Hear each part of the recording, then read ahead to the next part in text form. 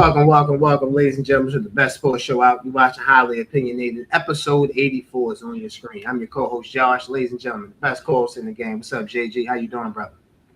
Josh, Ross, what's going on with y'all, man? How was your weekend? It was good, brother. How was yours, man? And to it, bro. Great weather outside. Got to the pool and everything. You know what I'm saying? We got a little taste of summer, but you know how Maryland is. We're going to do this little roller coaster thing until we get to June. But you know what I mean? Enjoy it while you got it. Absolutely, man. Gotta enjoy this beautiful weather. 60-degree weather, 90-degree weather, all as much as you can. You feel me? For sure. Ladies and gentlemen, the most important guy here on Highly Opinionated, the editor, the producer, the guy that makes us look good with no makeup. What's up, Ross? How you doing, sir? I'm good. How you feeling, Josh? I'm good, man. I can't complain. Everything good with you? Yeah, I can't complain. I just second what JG said about the weather for now. We got some good basketball coming up. This could be arguably with the Spurs and the Thunder. If it all goes well, everybody stay healthy. It could be a crazy series. Like, it's one of the best matchups. So I'm excited to hear y'all get to it for real. Absolutely. Got a lot to talk about this episode. NBA, NBA, NFL, a little bit of golf, etc. So, jam-packed episode. We want to thank you guys for watching episode 83. We appreciate all the love and support. Shout out to our guy Simon Bugs. He came on last week, gave us an excellent interview. If you guys haven't checked that out, go check that out. Episode 83 on the Highly Opinionated page on our YouTube page.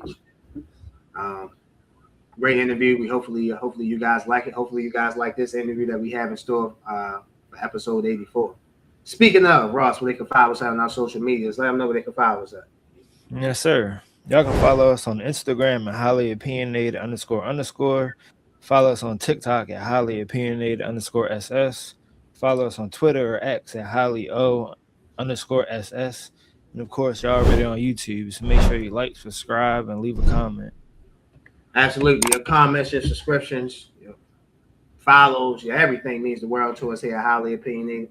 If you love sports, if you have anything you want to promote, this is the place you want to be. We're going to make sure Highly Opinionated is appointment guide viewing for you. Appointment guide viewing TV for you guys. JG, ready to get episode 84 started, my brother? I got a lot of opinions. A lot of opinions. We got a lot of opinions, man. Let's get started then. Let's start episode 84. Let's start episode 84 with some NBA news. Shai Gilgeous-Alexander has won back-to-back MVPs.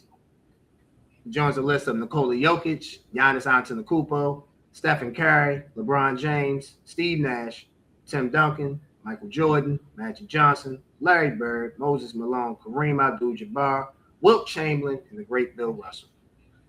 He's the 14th player to be named the NBA MVP in back-to-back seasons.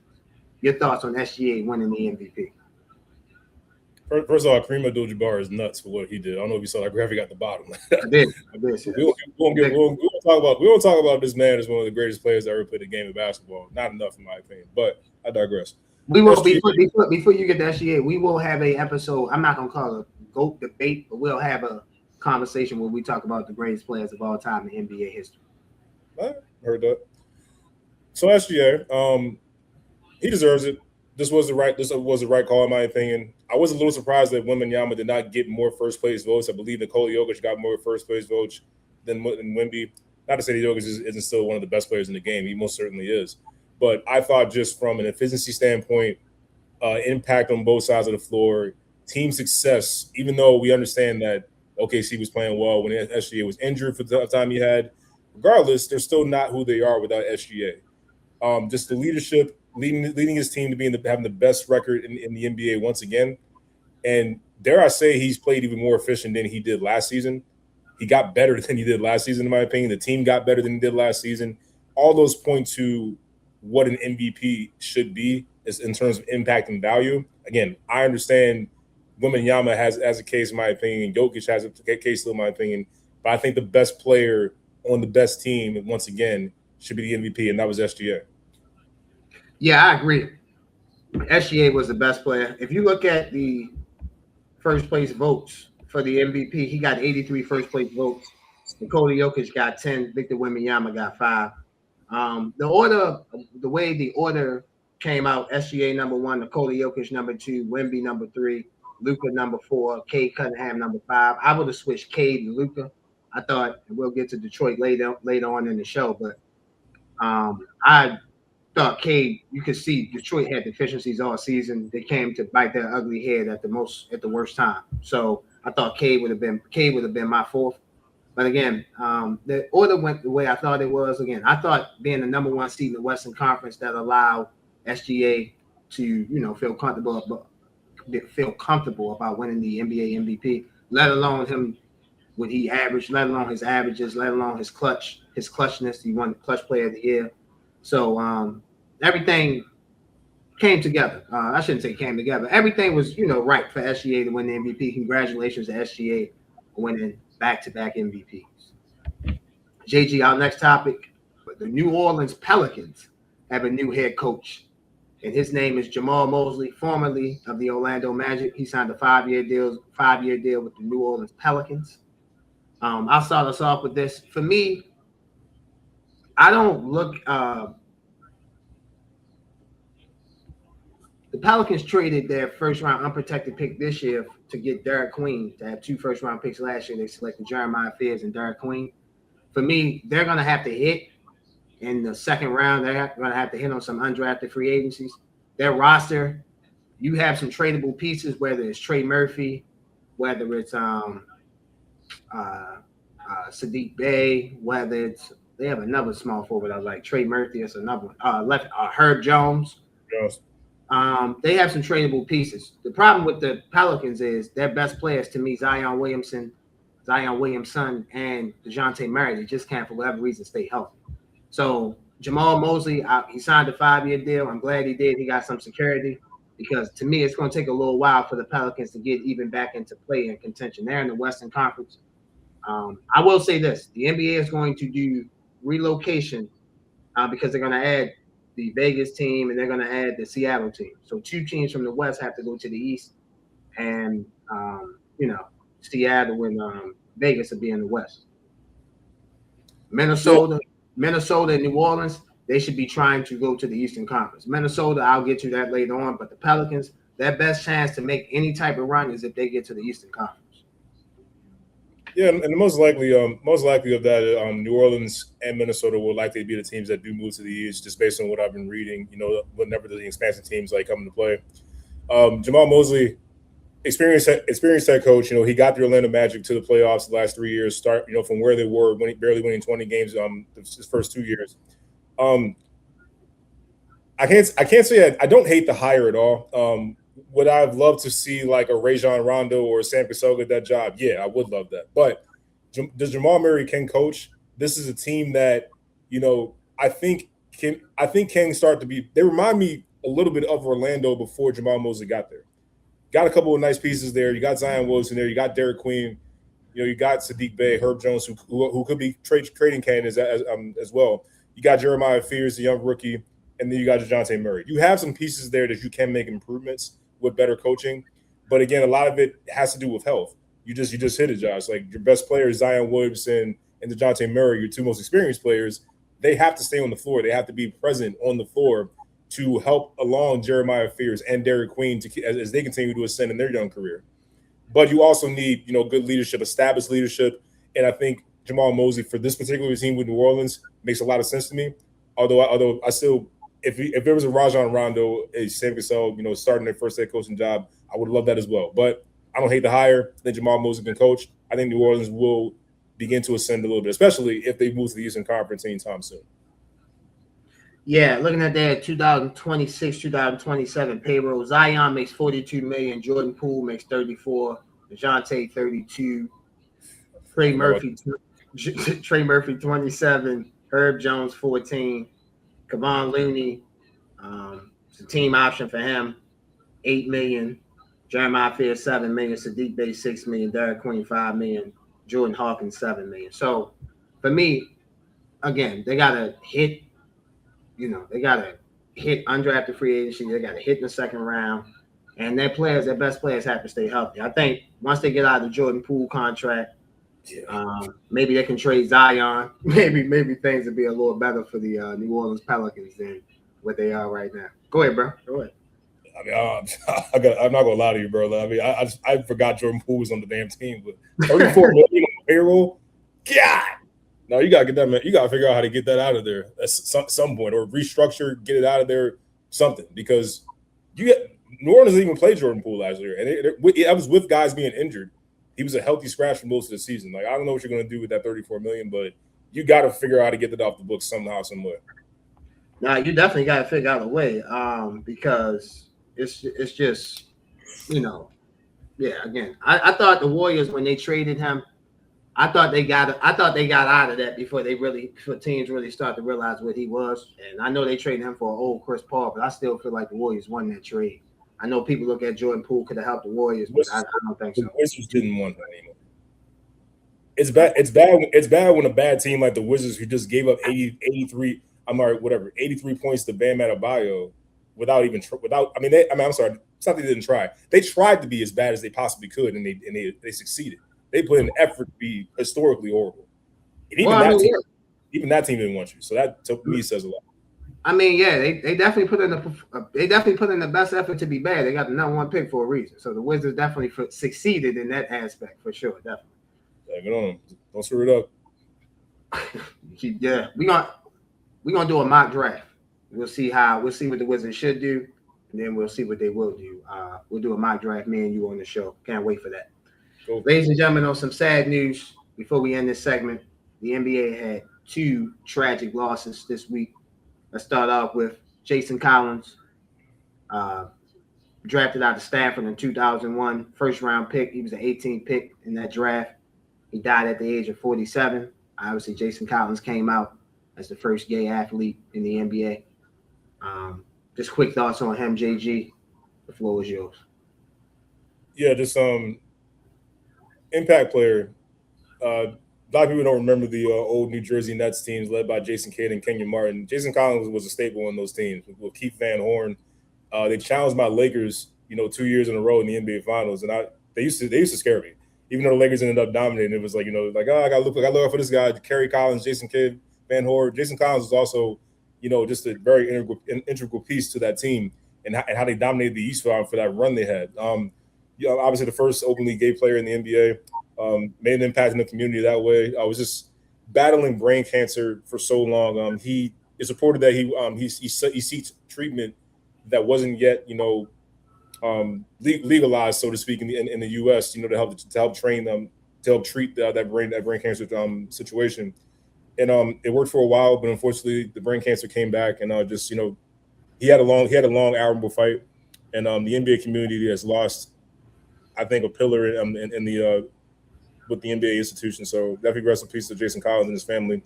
And thank you for the impact that you had on the community and the basketball world as a whole. Absolutely. Jason Collins was a good player. He filled this role for the New Jersey Nets. They went to 2 straight NBA Finals. 2002, they lost to the Lakers in 4 games. 2006, they lost to the Spurs. 2006. 2002, they lost to the Lakers in 4 games. 2003, they lost to the San Antonio Spurs in 6 games. Obviously, he's not Richard Jefferson. He wasn't Jason Kidd. He wasn't Kenyon Martin.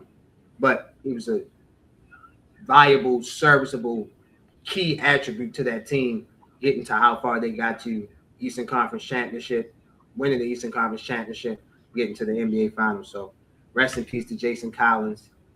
He died at the age of 47. Brandon Clark. He was a first-round pick in the 2019 NBA draft. He was the 21st pick in that draft. He was an All-American coming out of the university, coming out of the University of Gonzaga. He died at the age of 29. I watched Brandon Clark play many nights on ESPN, ESPN2, because Gonzaga played back then. They played up until this past season, they played in the West Coast Conference. Got familiar with Mark Few's cast of characters from Adam Morrison, Brandon Clark, Ryan Nembhard, Drew Timme, just to name a few guys from Gonzaga, that Gonzaga lineage. Tough situation to see him pass away. He died at the age of 29 years old. I'm 33, so that puts you, as I said before, that puts life in its proper perspective. So rest in peace to Brandon Clark. Rest in peace to him and his family. This so sudden, just shocking, and you're left with questions like just what happened, like how did we get here? That's really just the first thing that came to my mind when I saw this. We just saw the man on the basketball court not that long ago. Like just you know doing well for the Memphis Grizzlies. Very important piece for them. Throughout their years when they were competing in the Western Conference, and he dealt with a lot of injuries. Of course, the past few years, kind of kept him out, but you always saw him on the bench. You always saw him, energetic. If you were watching Memphis, you would see Brandon Clark, on the bench. Always if he wasn't talking to his teammates, he was out there, cheering them on the court. He was always available. Just a lot of guys get hurt and you don't see him really on the bench, but you saw Brandon Clark all the time, and that was just to speak on the kind of teammate that he was. And this is really sad. I really didn't know what to think or what to say, just what happened, and just I hope that I don't. Whenever I see things like this, like I can't help but wonder, like, was there something else going on that we didn't know about? That wasn't our business, obviously, but was there something else going on we didn't know about that led to this tragic situation going on? So, a young, talented player lost too soon, and you just pray for his family and just for his soul. All of us here, Highly Opinionated, send our best wishes and condolences to Brandon Clark and his family, Jason Collins and his family. Ladies and gentlemen, this episode of Highly Opinionated is brought to you by Edibly Airy. Enjoy the heightened experience of THC edibles in a whole new way. At Edibly Airy, our freeze-dry edibles available in 100 milligram, 200 milligram, 300 milligram, 400 milligram will give you the buzz you crave with a flavor you won't forget. Available in 3 different flavors: watermelon sunset, tropical fruit, and berry. To place orders, please visit the website at ediblyairy.com. While you're there at ediblyairy.com, use a promotion code. You guys see the promotion code on the screen? $ Highly Airy, $. Again, $ Highly Airy, $ for 20% off your first purchase. Follow us on IG at Edibly Airy for new product releases and monthly hookups. Must be 21 and over to purchase. Edibly Airy, the best freeze-dry edibles out. Go shop. Welcome back, ladies and gentlemen, to Highly Opinionated. JG, my brother, it's that time, the best segment in sports. This week's edition of Let's Talk About It.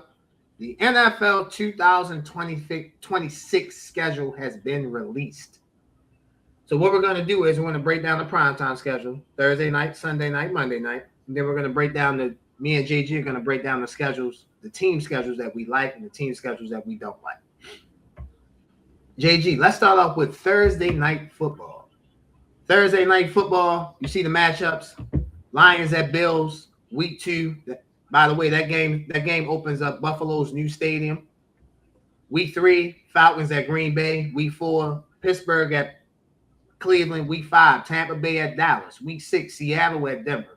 Week 7, New England at Chicago. Week 8, Carolina at Green Bay. Week 9, Jacksonville at Baltimore. Week 10, Washington at the Giants. Week 11, the Colts at the Texans. Week 12, Black Friday football. The Broncos at the Steelers. Week 13, the Chiefs at the Rams. Week 14, the Vikings at the Patriots. Week 15, the 49ers at the Chargers. Week 16, Christmas Eve game, the Texans at the Eagles. And week 17, the Baltimore Ravens at the Cincinnati Bengals. That will be on New Year's Eve. That will be a New Year's Eve game. And Amazon's last football game will be the NFL wildcard game. I know it says January 16th or January 17th. Amazon has been the playoff rotations for 2 years now. They've had the 8 o'clock Saturday games. I'm just, in my mind, going to shoot them in for 8 o'clock Saturday. I'll have to make sure I'm watching Amazon. JG, your thoughts on Thursday night football, Ross, if you can, so we can look at that schedule one more time. What games stand out to you? Well, I mean, the first thing that jumps out at me is Kansas City at LA on December 3rd. Like you talk about fireworks. Last year's MVP Matthew Stafford against likely Patrick Mahomes and this new look Chiefs team, getting Airbnb back, getting Mahomes back, adding some pieces there. What is Kansas City going to be at this point in the season? Are they still, the Chiefs that we remember before Patrick Mahomes got hurt, before they had this really down year that they had? And of course, I can't help myself. Week 7, the last game of the year, Ravens at Bengals on New Year's Eve. I got a sinking feeling that's going to determine my mood for the next couple of weeks going into January, because I feel like there's going to be some serious playoff implications on the line for the division and probably for their playoff lives on one side. That's what I look at. I think that could be a big game. We'll talk once we get the team schedules who I think that big game will be for. I definitely agree with you on the games that you picked. I'll go on a different route. I'm looking at week 7, New England at Chicago. If you look at New England's schedule and Chicago's schedule, look at what they both have in common. Last year, they rose from a last place schedule to win a division. New England had a full place schedule. They won the AFC East. The Chicago Bears had a full place schedule. They won the NFC North. Both teams have a very difficult schedule this season. I think that week 7 game could be a teetering moment for each team. Maybe both teams come in 3-3, maybe 4-2, and that win could propel you to maybe propel you into getting into play, maybe propel you to getting into the playoffs, or at worst, getting you into playoff contention. A loss, maybe that could drop your season. We've seen this with Chicago the last 2 seasons. They played the Washington Commanders 2 years ago. It was a CBS game with Jim Nantz and Tony Romo, the Hail Mary that sank the Bears. We saw last year on Monday night, they played Washington. It was a Joe Buck, Troy Aikman, Lisa Salters game. And they went to Washington and they beat Washington 25-24. And that propelled, I think, my opinion, it propelled the Bears to make the playoffs. So I'm looking forward to that game. Another game I'm looking forward to, I said week 7. I'm looking at week 10. I know, one thing about the offseason, you like every team. And I know a couple weeks ago I said the AFC North might have with the 4 best quarterbacks, they might have with Deshaun Starks, they might have the 4 best quartet of quarterbacks that play. And I still believe that. NFC West is a good division. NFC North, I said, might be the best division in football. The NFC East, man, listen. Right now, I don't know who's going to be in 4th place. So I'm looking at that Washington Giants game. I think that game can go a long way to decide both teams' fate at week 10. The Giants, new regime. The Commanders, new improved defense. They went out and drafted Sonny Styles. Looking forward to seeing how Washington and the Giants progress as the season moves forward. And at week 10, we'll have a pretty good idea of what teams are at that point for sure. JG, let's move. Go ahead. I'm sorry. Go ahead, bro. No, but I was going to say, like, good picks. That DC and Giants game, I think, will have to be more entertaining and probably more fireworks than people realize. Yeah, for sure. I mean, Thursday night, just going over the schedule, Ross, one more time, just put the schedule up for Thursday night. You look at this, I think the NFL gave Thursday night an amazing schedule.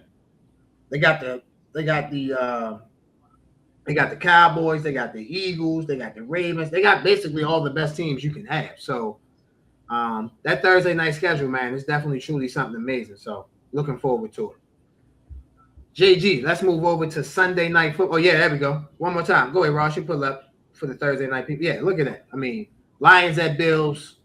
You got the AFC North battle week 4. Buccaneers and Cowboys could be a sneaky good game. Seattle and the Broncos. That could have been a Super Bowl last year. Your boy's birthday, they got Seattle at Denver. Dang. All right. Oh, yeah. Oh, October 15th. Okay, October 15th for sure, my brother. And then let me go to a sneaky game at the end of the season. December 17th, week 15, San Francisco at the Chargers. I think that could be a big game as well. San Francisco, I think, hopefully they don't have the injury bug, even though they do have an older roster. And the Chargers, I have high expectations for the Chargers this year, so looking forward to that. JG, finally, let's move on to Sunday night football. Let's move on to the Sunday night schedule, and there you see it. Sunday night football schedule starts off with the NFL kickoff game, which is Wednesday, September the 9th. The New England Patriots open up the season at the Seattle Seahawks. And then week 1, they go Dallas at the Giants. Week 2, the Colts at the Chiefs. Week 3, the Rams at the Broncos. Week 4, the Lions at the Panthers. Week 5, Ravens at Falcons. Week 6, Cowboys at Packers. Week 7, Chiefs at Seahawks. Week 8, Eagles at Commanders. Week 9, Buccaneers at Bears. Week 10, Steelers at Bengals. Week 11, that game will be in Mexico City. The Vikings and the San Francisco 49ers. Week 12, Thanksgiving night, Kansas City at Buffalo. By the way, I know Jim Nash and Tony Romo, they pissed that that the NBC took that game away from them. Week 12, the Sunday night edition, the Patriots at the Chargers. Week 13, the Texans at the Steelers. Week 14, the Bills at the Packers. Week 15, the Lions at the Vikings. Week 16, Jaguars and Cowboys. Week 17, Peacock exclusive. We don't know that game. Week 17 on NBC Sunday Night Football, the Eagles at the 49ers. Week 18 is the big flex game. And then NBC will have a wild card game, and NBC will have a divisional playoff game. I'll start us off with this one. JG, just to look at the playoff rematches that we have on this schedule. You have Week 12, Patriots at Chargers. That's a playoff rematch. That game was in New England, AFC wild card game. You have the Texans and the Steelers. That was a wild card game. That was fun. So, yeah, I'm sure you loved that game. So I'm looking at the two playoff rematches that we had, but to me, the NBC schedule, I thought the NBC football schedule this year was I'm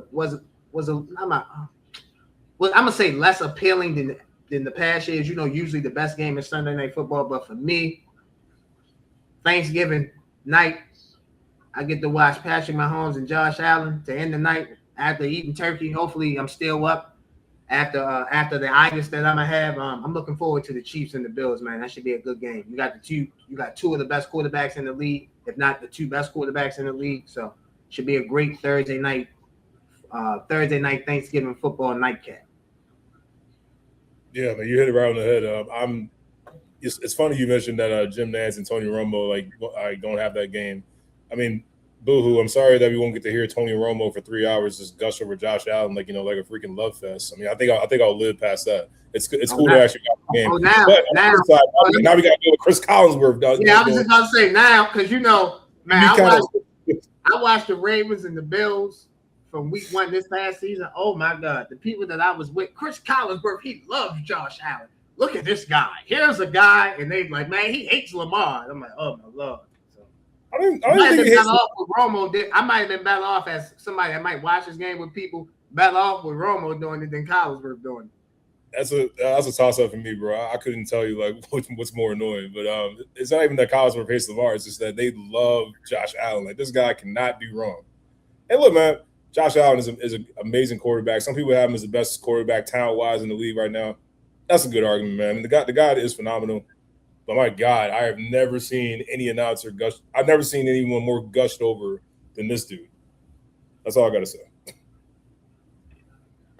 Yeah, I mean, I think if I'm ranking quarterbacks just off of not what they did last year, I think Josh Allen's not the best quarterback. He's the second best quarterback. Mahomes will be 1, Josh will be 2. If you think Josh is 1, Mahomes will be 2. So I'm right there with the matches. I think Josh Allen is amazing. He has to clean up that playoff turnover bug, the one that we saw at Denver. But again, going back to the NBC game, I think their highlight game for me would be Kansas City and Buffalo. But there's also some intriguing matchups there too. Like you want to see how Aaron Rodgers responds to that vaunted Texans defense coming back to Pittsburgh after what they did to him in the playoff game. I really enjoyed that game. As a Ravens fan, I just want to say that. But we'll see how Aaron Rodgers responds to that. And also, hey, couple of fun matchups. For some Ravens fans who might want to go to Atlanta week 5. Just saying, Ravens at Atlanta, that'll be a fun game. So NBC's guys always has a nice lineup. There's always some fun games in there, but it's definitely highlighted for sure by that Thanksgiving matchup with Mahomes and Allen, because that game is always coming down to the wire. It's always like, it takes an amazing play from one of these two tremendous quarterbacks to win that game. Ross, can you put that NBC Sunday night schedule up one more time? Other than the Ravens, to me, another sneaky, I'll give you 2 sneaky games I'm looking at. Start off with week 11. The Vikings and San Francisco 49ers. Kyler Murray, all of us assuming we think will be the starter for the Minnesota Vikings. He struggles against San Francisco. His time at Arizona in that division against the NFC West, he struggles against the NFC West. So if he's a starting quarterback, that's a game I'm looking forward to. And I'll do week 16, but I'm gonna combine week 6 and week 16. The Dallas Cowboys. I think the Dallas Cowboys have made. Well, you can do week 1 as well, but week 1, week 16, week 1, week 6, week 16, Week 1 at the Giants, Week 6 at the Packers, Week 16 home against Jacksonville. I think the Cowboys had made the proper adjustments to improve their team. They went out and added some pieces on defense. So I'm looking forward to see how the Cowboys can compete in the NFC East. They obviously Philly won the division, the Cowboys didn't, but there was a time last year that we thought Dallas could catch Philadelphia, and they had a terrible defense. They made adjustments to that defense. Caleb Downs, Jalen Thompson. They went after and signed Durant from the Rams, went to a 1-year deal with cornerback. So they've improved this team. They went out and drafted a pass rusher in the first round to go along with Caleb Downs. You got the bookends with defensive tackles with Quentin Williams and Kenny Clark. Let's see how good the Cowboys can be, bro. Rashawn Gary on the other side as well. Rashawn Gary on the other side as well. And they got a rookie I like, Donovan Azaraka. Last year he came from Boston College. So let's see what the Dallas Cowboys can do. They definitely on NBC a lot. They're on there 3 times. So let's see how good they are. It's the Cowboys. You know how that goes. We got to be kind of forced to watch them at this point. Yeah, but I'll say this. In some years, we're forced to watch them, but I think this year they'll actually be good enough that they'll be compelling enough to watch. I'm not saying they're going to the Super Bowl. I'm a realistic person. But I do think they definitely are in playoff contention. They definitely should be in playoff contention. And with the roster that they have, if they don't have any major injuries, they should make the playoff. I agree. JG, Monday Night Football. Ladies and gentlemen, you see the Monday Night Football schedule on your screen. The Monday Night Football schedule starts off with the return of 2 ailing quarterbacks, 2 injured quarterbacks. Bo Nix travels to Kansas City to take on Patrick Mahomes. That's week 1. Week 2, the New York Giants travel to LA to take on the LA Rams. Week 3, the Philadelphia Eagles and the Chicago Bears. Week 4, the Atlanta Falcons and the New Orleans Saints. Week 5, Buffalo at the LA Rams. Week 6, the Washington Commanders at the San Francisco 49ers. Week 7, the Cowboys and the Eagles. Week 8, the Bears and the Seahawks. Week 9, the Bills and the Vikings. Week 10, the LA Chargers and the Baltimore Ravens. Week 11, the Cincinnati Bengals and the Washington Commanders. Week 12, the Carolina Panthers and the Tampa Bay Buccaneers. Week 13, the Dallas Cowboys and the Seattle Seahawks. Week 14, Pittsburgh at Jacksonville. Week 15, New England at Kansas City. Week 16, the New York Giants at the Detroit Lions. Week 17, the Houston Texans at the Green Bay Packers. And Week 18, they have an NFL doubleheader. That Saturday, those games will be at 4:30 Eastern and 8 p.m. Eastern. The NFL, you guys see the second line, the NFL international games. Week 4, the Colts and the Washington Commanders. That game will be in London. Week 5, the Eagles and the Jacksonville Jaguars. That game will be in London. Week 6, the Texans and the Jaguars. That game will be in London. Week 7, the Steelers and the Saints. That game will be in Paris. Week 9, the Bengals and the Falcons. That game will be in Madrid. And then week 16, there will be a doubleheader on NFL Network. And as you guys see at the bottom of the screen, ESPN and ABC has a wild card game. To me, that will be Monday Night Football. They have a divisional game. And John, I don't know if you've heard or not, ESPN is getting the Super Bowl. The Super Bowl will be live from John's favorite place in the world, Los Angeles, California. And that Super Bowl will be February 14th, Valentine's Day, 6:30 on ABC and ESPN. So, JG, looking at the Monday Night Football schedule, we know where you'll be. We know where you'll be at on February 14th. We know you'll be in LA. If not in LA, on your way to Phoenix for the following week for the NBA All-Star game. If not, but until then, we have to get to we have to figure out what games you like. So, JG, Ross, you put up that Monday Night Football schedule. John, what games catches your attention? This is a loaded Monday Night Football schedule this year. I mean, from the jump we have like this is a great game. Broncos coming back against Kansas City. We hope that Bo Nix and Patrick Mahomes are healthy enough to start. Eagles at Bears is going to be a good matchup. Bills at Rams. DC at the 49ers. Cowboys and Eagles is always a good one. Bills at Minnesota. Chargers coming to Baltimore to play the Ravens. The Texans at Green Bay in Week 17. I mean, it's a lot of even like in a sneaky game. I think it's going to be exciting to me. Is Giants at I mean, Giants at Detroit. The last time the Giants played Detroit, it was the Jameis Winston game where actually he caught a touchdown and had that epic short touchdown grab. I mean, this is why we love Jameis Winston, right? The guy missed a 30 touchdowns, missed 30 interceptions, but you would love to have this guy in your locker room and on your team. And when he makes plays like that, you can't tell me that you weren't juiced as a football fan. Just why, even if you don't like the Giants, if you saw that play, you can't help but chuckle a little bit because we just love Jameis Winston's attitude. So I believe he's still with the Giants. He's going to have that attitude infused in the locker room with John Harbaugh. Hopefully Jackson Dart is healthy, to continue to play at this point in the season. But just a loaded schedule. I just named a whole bunch of games there, but I'm excited. I really am. It's got to be one football, as soon as next week right now because it's just so many great matchups, and you just can't. I don't see too many bad games this year. The NFL schedule release is like a holiday, and it makes you. It's fun, but it makes you like, damn. I wish they could start playing these games on Sunday. Like I want to see the rookies and the veterans. How good are they? Like man, we gotta wait for meaningful football until September. Obviously, we have training camp and preseason in August, so obviously looking forward to that for me. Just being a sports junkie that I am. So for me, Ross, you put that schedule up. A couple games that stand out to me. I'm gonna go down to week 4. The Falcons and the Saints. And you'll be like, well, Josh, why would you looking forward to that game? That will be the 20-year anniversary of the Steve Gleason game. When Steve Gleason blocked the punt. It opened up from when the New Orleans Superdome was opened up from Hurricane Katrina. Steve Gleason blocked the punt, and they ran to them for a touchdown. So I think that's a memorable moment for Monday Night Football because go back to 2006 when they opened up that dome. That's Superdome was it was just super duper loud. You could tell the fans was into it, and it was a key moment for the city of New Orleans. And I think the state of Louisiana, like man, here we back. And if you look at that Saints team went on to the NFC Championship game that year. They lost to the Bears, but it rejuvenated not only the team, the city, and the state of Louisiana. You mentioned the Cowboys and the Eagles. The Bills, man, they got some tough opponents on Monday Night Football. They play at the Rams, and then they play at the Vikings. So I think the Bills have a tough schedule, all around. So I'm looking at those two games, and I'm looking at the end of the season, Week 14, Pittsburgh at Jacksonville. I think both teams. Jacksonville won 13 games. They won the AFC South. Pittsburgh won 10 games, won the AFC North.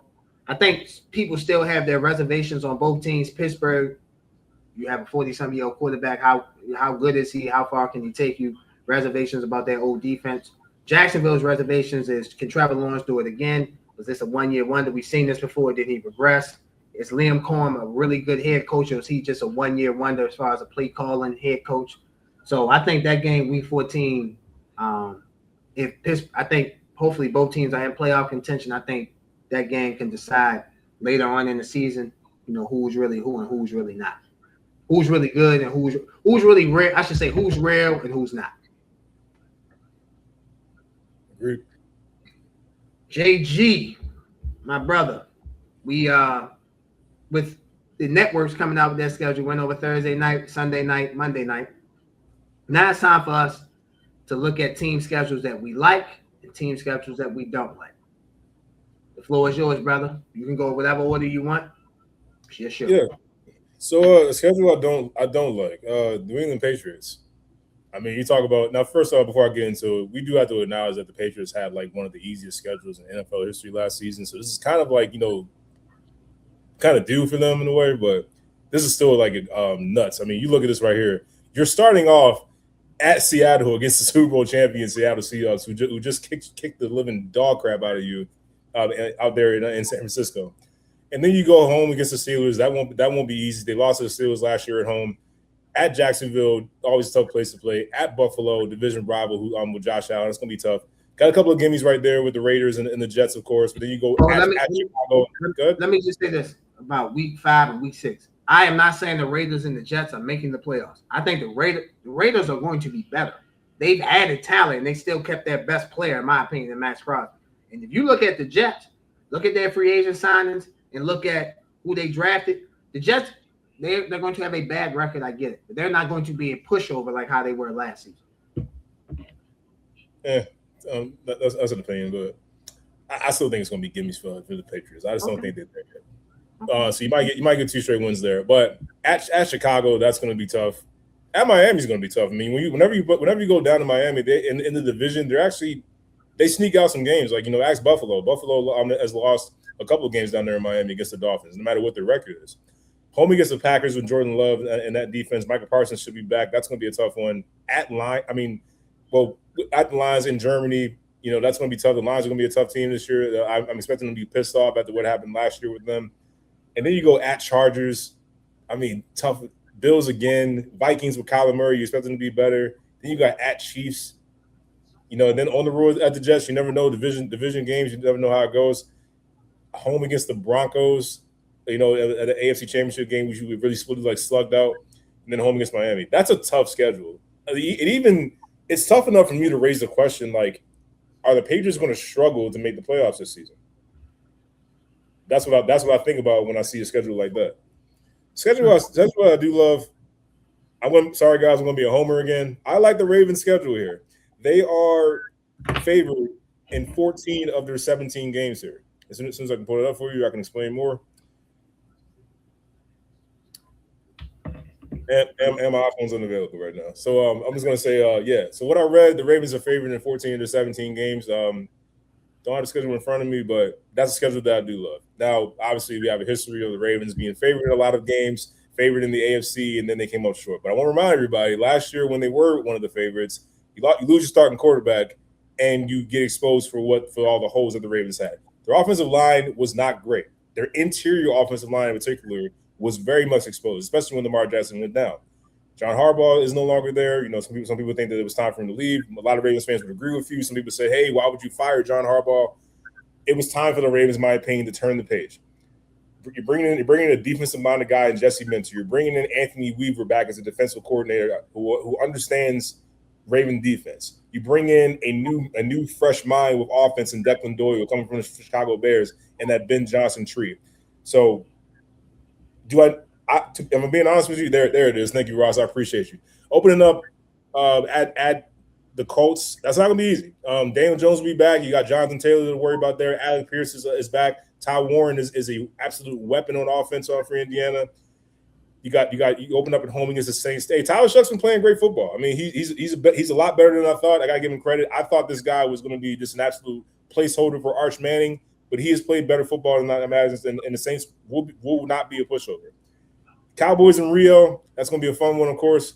And then you got Tennessee at home. Key matchups I'm looking at, though, those division games. Cincinnati on October 25th. And then, of course, Pittsburgh. We always seem to end with Pittsburgh in the end. But some key matchups there. At Buffalo, home against the Chargers. On the road against the Texans in that vaunted defense that I talked about. And then you finish the season with 4 divisional games. And if you know about the AFC North, it's never a gimme. I don't care what your record is. It's never going to be a gimme. So, but what I will say, look, the Ravens are favored in 14 to 17 games. Is a new team here. If everyone stays healthy, if the Ravens are who we think we are, they should have a decent record here and go into the playoffs. But as we've seen in the past, that's not always the case with the Ravens. Sometimes health catches up to them, and then also division games are what they are. Assuming Joe Burrow is going to be healthy, the Bengals will always be a tough out. Cleveland is annoying as they can be, especially with Myles Garrett still wreaking havoc, making my Sunday just uncomfortable as hell. It could be me playing quarterback. If Myles Garrett's out there, it's not going to be a comfortable day. So that's a schedule that I love is the Ravens, and what I hate is New England Patriots. Schedules you like, schedule you don't like, New England Patriots, schedule you like Baltimore Ravens. So I have a question about the Ravens schedule because I picked them last year, and I'm not a guy that picks the Ravens every year. I'm not coming at you, bro, when I say this. I'm really not. I'm not like I don't pick teams because I like them or I just landscape the board, try to pick the 2 teams I think going to the Super Bowl. So I picked the Ravens last year to go to the Super Bowl. You feel me? So I'm learning from that. I'm not gonna call it a mistake, but I'm learning from that situation that I did. So you said the Ravens are favored in 14 of the 17 games. I'm not necessarily asking you to predict it, huh? According to DraftKings, this is not me. According to DraftKings. Okay, fine. I like DraftKings. I'll just leave that at that. I like DraftKings. 14 out of 17. So I just have a quick question. Do you think the Ravens are going to go 14-3? Absolutely not. No. Okay. I love you, bro. See, this is why I love you, bro. That's why I love doing the show, because you're realistic. I agree with you. I think the Ravens start off. If the Ravens at worst should be 3-1 after the first 4 games. They play the Colts. You talk about a tough team with that. I don't think it's going to be tough. I don't even know if Daniel Jones is going to be playing. They've got to play Anthony Richardson. That game ain't tough at all. Then they play the Saints. I like Tyler Shuck, but that's tough for Tyler. That's tough for Tyler's second game of the season. The Cowboys, I think they'll be much improved. I think the Cowboys will win that game, and then they come home and play the Titans.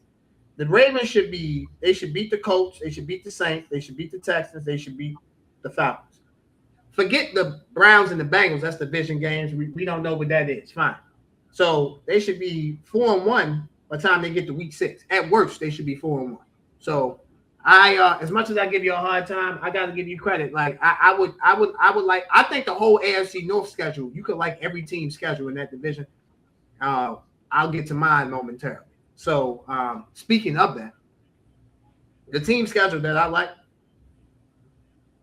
I mentioned it, Cincinnati Bengals. You put this schedule up, Lord have mercy.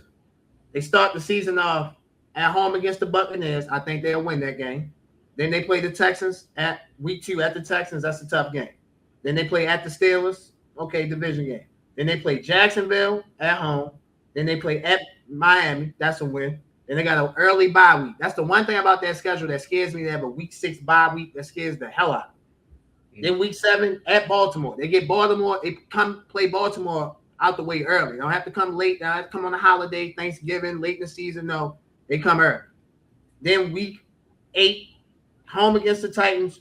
Week 9, they have a international game against the Falcons. Week 10, they have a Sunday night game at home against the Steelers. 3 straight home games.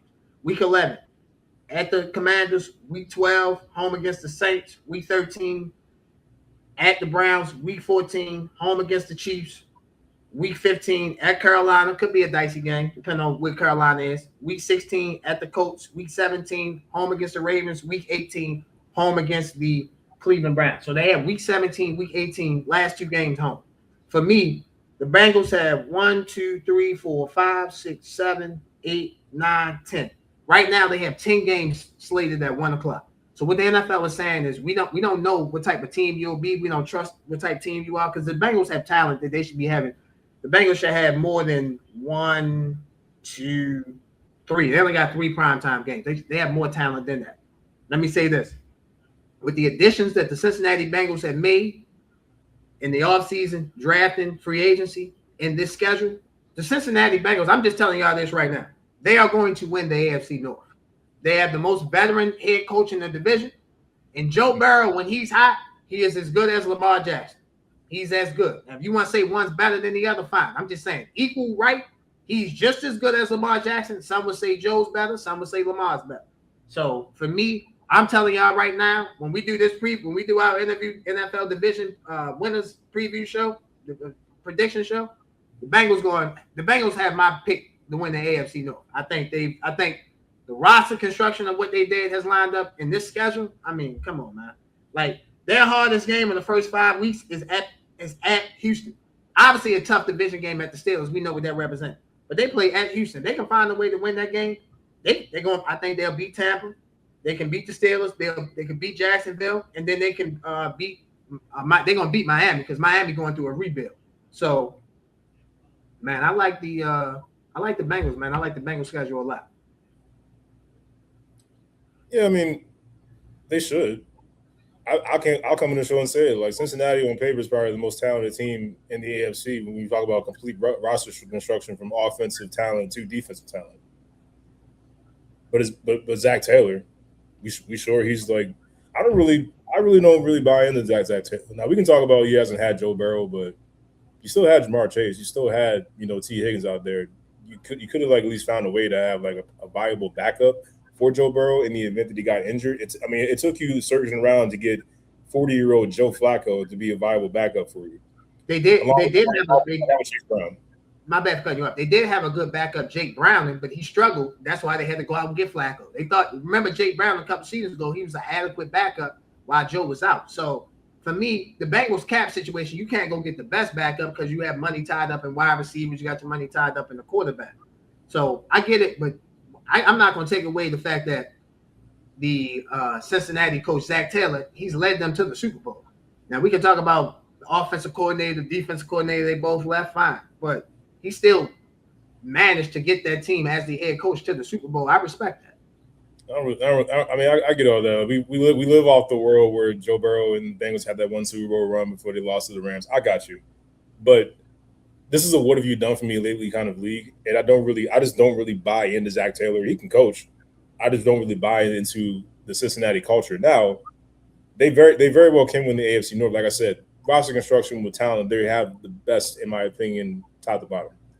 But it means nothing if Joe Burrow can't stay healthy. This is what it all comes down to.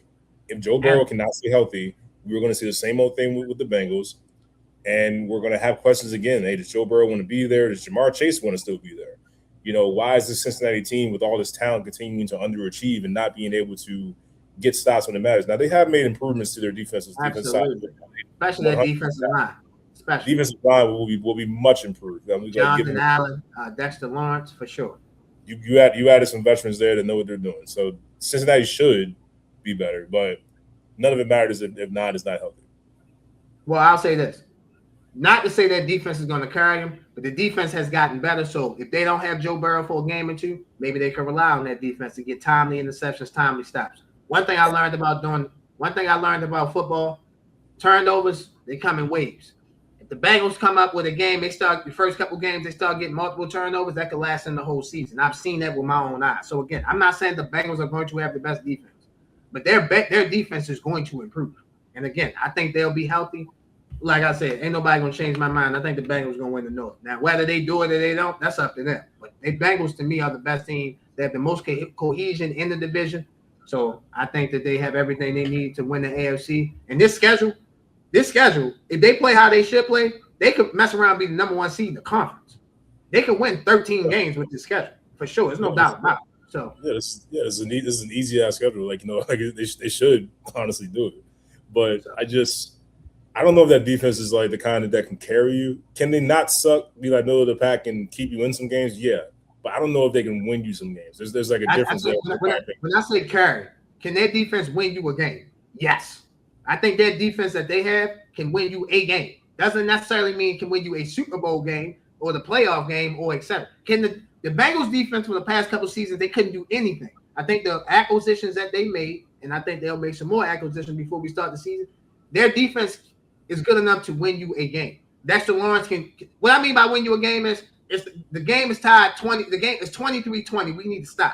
Dexter Lawrence can go get a strip sack. Jonathan Allen can go get a strip sack. Boy Mafe can go get a strip. That's what I'm saying. They didn't have that. Whereas it was kind of like the Cowboys when they traded Michael Parsons and they ended up getting Quentin Williams, Kenny Clark. They got the pick this year, the second first round pick. They got Lawrence from out of UCF. That's how you got to build your defense up. I think the Bengals, man, I think they're going to be a little better on defense than what people think. Not the 2000 Ravens people, but they'll be better on defense for sure. Listen, like you said, bro, there's no way to go but up. They were that bad, so they can't do nothing but go up. You feel me? For sure. The NFL schedule that I do not like. Man, this fan base, JG, man, they think I hate them. And I don't hate them, man. I'm sorry. Because I thought this team really had a good draft. They did overspend a little bit in free agency, but the Washington Commanders schedule is the schedule from hell. Have you seen this? Yikes. Bro, look at that. Now, bro, I want you to go, just do me a favor. Forget week 8 through weeks. Bro, I said take that tick off for me. John, I just want you to look from week 8 to week 18. Okay, we'll do that separately. I want you to look from week 1 to week 6. Tell me 2 games that you feel comfortable that the Commanders going to win. 2 games, just 2. I got 1. I want you to tell me 2 games. You can be like right now. You'll stand on the table right now and be like, yeah, man, they're gonna win. They're gonna win this game. I only see 1. I mean, maybe Colts and Giants. Okay. No, I got the Colts. Let me put it like this. I I'm not trying to make you a gambling man, brother. But what I mean by that is this. I got $50 in my pocket, right? And if I'm a bet on the game. If I hit, I win whatever amount.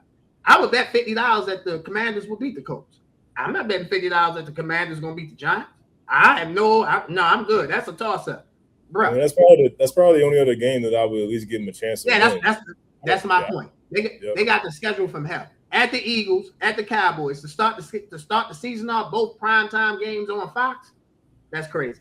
Week 3, their first home game. Yeah, they just welcomed the Super Bowl champions. By the way, the same Super Bowl champions that came in there. I know Jay Downs didn't play. They beat the hell out of Washington. It was so bad. It was just terrible last year on Sunday Night Football. Week 4, they play the Colts in London. So they're gonna have to travel out the United States just to get their first win of the season, more likely than not. That's absurd. Then they come home, play the Giants week 5. I think the Giants are a much improved football team. Week 6, Monday Night Football at San Francisco. Week 7, they like, woo, we can wipe our face. We got a bye week. Week 8, home against the Eagles. Week 9, home against the Rams, 2 of the best teams in the NFC. Week 10, against the Bengals. Week 10, at home against the Giants. Week 11, I told y'all what I think about the Bengals. I think they're going to win the AFC North, so that's a tough game. Week 12 and Week 13, a little easy. They play at Arizona, at the Titans. I think the Titans will be improved. I'm not going to say much improved, but I think the Titans will be improved under Robert Saleh. Week 14, in my opinion, they play the best defense in the league, the Texans. Week 15, they play against the Falcons. You never know what Falcons team you're going to get. We don't know who the starting quarterback going to be, whether it's Tua Tagovailoa or Michael Penix. Week 16, they play the Vikings. I think the Vikings will be a much improved team than what they were last year. Week 17, they play Jacksonville at Jacksonville. Week 18, they finish up the season at home against the Cowboys. That is a murderous row schedule. I'm not going to lie. I'm not saying the Commanders are going 5-12, 6-11, 7-10. But looking at that schedule, it's hard for me to see 6 wins on that schedule. Yeah, DC. Damn. I mean, because honestly, bro, that's the first time I'm seeing the schedule. Damn. Yeah. I mean, I just hope that Jaden Daniels I hope his offensive line got better, because this man, they're going to need this man to stay afloat. Like, if God forbid he gets knocked out of the game. They're gonna need, man, listen, with that hard ass schedule, they're gonna need that brother to fly afloat, like afloat. Man, listen, again, I don't know who they pissed off. I don't know what happened, but them man, the Commanders, and like I said, I like that draft, I like that free agency.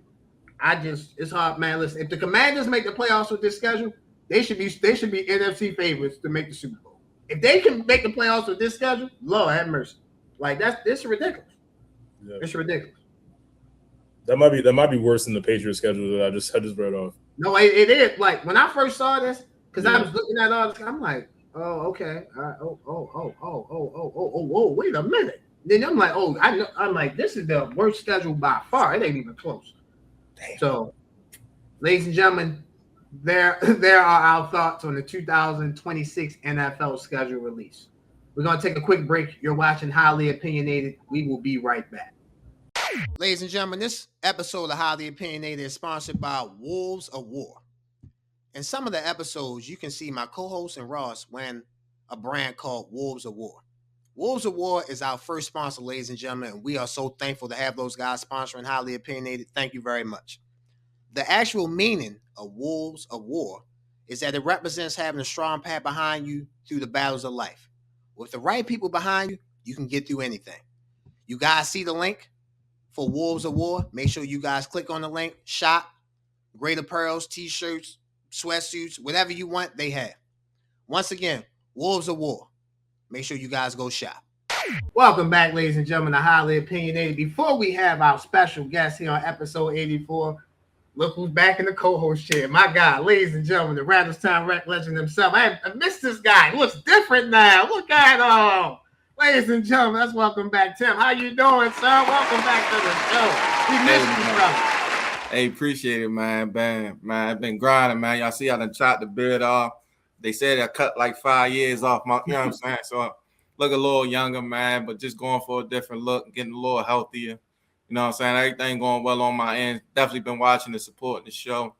Man, I got a lot going on coaching these kids, 6U football, Liberty Chargers. Come check us out on the spring season, man. Them kids getting better, man. This probably one of my funnest years I had in coaching, man, because you really get to mold something. Like you really watch something that don't even know what they doing. Now they starting to put it together, and it's just beautiful thing to watch, man. So I'm grateful for the opportunity. I'm the offensive coordinator for the 6U. Grateful we ain't scored yet. We gonna get on the board soon, but I'm drawing them up the best I can. But man, a lot going on. Wolves of War, man. The drop coming first week of June. Got some nice short sets coming in. I've been busy, man. So you know what I'm saying? A lot of things going on, trying to stay sane.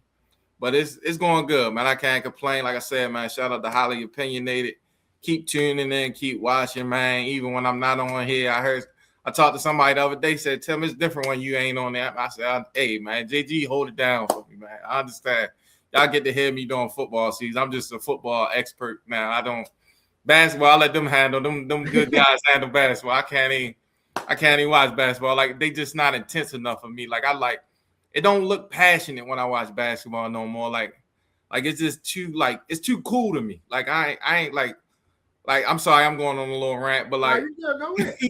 Like you know what I'm saying? Show, like, brother, welcome back. Go ahead, man. Welcome you back. know what I'm saying? Like it's just too buddy, like it's too friendly. Like, you know what I'm saying? Like I don't like nobody when I'm on the court. You know what I'm saying? Like I don't like nobody when I'm on the field. Like, you know what I'm saying? Like it's one of them things. And like when Ant shook the guy's hands with 8 minutes, man, if I was a coach, Ant wouldn't be playing the next. I was thinking when that happened, I was thinking just about you. I was thinking about you. I'd have lost my mind as a coach, boy. I'd have been fined, fired, and all that. But man, look, we just gotta I'm just trying to help the sports get back to where it used to be. You know what I'm saying? Real competitive nature. You know what I'm saying? So, hey man, I'm just happy to be. Y'all see, I'm talking a lot. I normally don't need to talk a lot, but glad to be back, man. Absolutely, brother. Glad to have you back, ladies and gentlemen. We promise you, Tim will make a cameo during basketball season. He lived up to his expectations, brother. We love you. You know that anyway. We as the show and I can support the Liberty Chargers, bro. I'm now. I'll definitely be coming to a couple games. We already talked about that on the phone. So looking forward to it. Proud of you, brother. 6U it's not easy for you. I know you used to coaching middle school kids, so kids that listen, kids a little older. So 6U is younger, but all joking aside, I say this all the time, and people think I'm BSing when I say this. I learned a lot from you during football season. We disagree. We joke about the Eagles, the Bucks, the Rays, whatever. That's fine. But I learned a lot from you. So you definitely have the teaching gene inside you. Definitely have the molding gene inside you. Sir, when they mention Highly Opinionated, they don't just mention me or JG. They mention you as well. So you've helped mold this. You've helped take this ball of clay and mold this show into what it is today. So forever grateful, forever thankful for you. Keep winning. I know y'all gonna score a touchdown. Oh, I'm gonna call your ass Kevin Petula. Okay, Kevin Petula. All right, Kevin Petula. He don't like that. He don't like that, Kevin Petula. So I know y'all gonna score a touchdown, bro. Keep putting in the work. All joking aside, you got this, man. I look forward to seeing you when you're around the way. You know what I'm talking about when you're around the way. So keep up the great work, bro. And we love you. Can't wait to have you back in August. Definitely. Appreciate y'all, man. Love likewise. Yes, sir. Yes, sir. As you can see, we have a special guest. Ladies and gentlemen, basketball sensation. This man has traveled all around the world, dribbled the basketball, to play basketball, to show off his talent.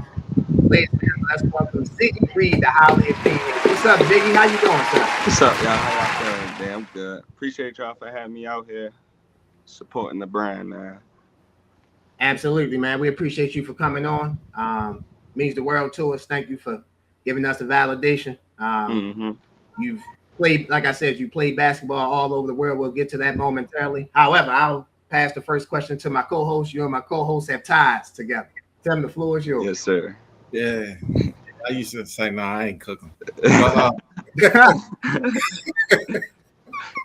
But oh man, good guy here, man. But my first question for you, Zed, what was the biggest transition for you coming from high school to college? Well, the biggest transition for me was on the basketball aspect was the game was a lot faster, more plays, more structure. Then outside of that, then you got school, living on campus, college life, things like that. So I would say everything, because you basically going off to live on your own. So that's a big thing if you're not used to that too. So it's a lot of aspects to it. But on the basketball side, definitely it's faster. Basically playing against grown men at that point. You preparing yourself at the 18-year-old. You gotta take the weight room serious. Like my first week was hell. Like my arms was all tight. I couldn't really do nothing. But after a while, I adjusted and just stuck with it. I felt like by them paying for my school, why not get it all I can get out of it? So that was a blessing too. Absolutely, absolutely. You went to St. Paul's, Maryland. You won the MIAA Player of the Year. You were a 3-time All MIAA selection, sophomore, your junior, your senior year. You won the championship 2017. Just talk about that experience. Talk about being at St. Paul's and talk about how did St. Paul's propel you into going to eventually college. I would say the coaches there really had an impact on me going there. Coach Seth and Coach Mel and Coach Cornell before he left. They had a great structure of preparing us for college life. I would say like our practices was identical as a college practice. So it was like the structure was there. It was always about team. That's how I really learned how to play team basketball. I mean, AAU middle school, you really don't, like our coaches teach us the fundamentals and things like that. But once I got there, I really had to rely on my teammates and trusting them. And when we score, we all score. You know what I'm saying? If somebody scored, somebody had a good game, we all had a good game. Even if I had a bad game, I know my teammate had a good game. I understand we won and he had a good game. Let me cheer him up, even though I didn't play as well as I wanted to. But that's when I started learning at St. Paul's, like the team, moving the ball, just learning the game at an early age. With them, helped me out. The development part, Mel had a good structure of development as in skills, basketball skill work, and weight room. So we was in the gym Mondays through Fridays, sometimes weekends. Just if you wanted, if it was optional, but if you want to get the work in, they definitely had things for us to like prepare us for the next level. And I say that's one thing I learned from them is they prepared me. Even though back then I'm like, man, I ain't trying to go to workouts. I'm not trying to do this, but I end up doing it, not realizing I end up where I'm at now. So I think they taught a lot of teamwork, structure of life, just understanding the St. Paul's community. It was welcoming. I never had no problems there. People love me. Tim, I knew Tim. He used to come there and mess with us, shoot around. But it was all like a brotherhood. We always call it a brotherhood once you graduate there. So it was a big brotherhood for me going to St. Paul's. Absolutely. Yeah, man. So it's funny you mentioned Seth and Mel, man, because when I was up there, that was their first year as coaching, right? Mm-hmm. I don't know if they told y'all the story about me, how I ran up the gym or whatever, because we got into We heard it. We heard it all the stories. Yeah, I'm sure. So, but yeah, looking back on it, man, that structure and brotherhood was big. Like I wish I stayed and actually, you know what I'm saying, play, because you see me play, I actually could play basketball. So that's one thing looking back. You know what I'm saying, I wish you know what I'm saying, my attitude was sort of like yours, but you seen the end goal early, rather though I ain't see it. Like I just was me. I was out there. I seen a lot of people that was like, man, I want to go, but like they not making. Like I don't even feeling them. But it's like it's harder coaches. Like coaches, everybody different. So it's like this the best we can get. You go to St. Francis, you might not play. You might not get that same work you getting here. So it's like you gotta think like that. That's how I was thinking. That's why I went to St. Paul's my first 2. I was going to transfer.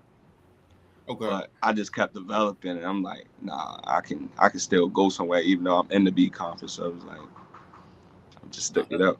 Like I said, that's smart, because like I said, they was first coming in there, so it was a culture change, because St. Paul's was losing the basketball. Yeah. So they was trying to like shock the culture, and then you know what I'm saying, like some of us ain't agree with it, you know what I'm saying, and things happen, but you know what I'm saying.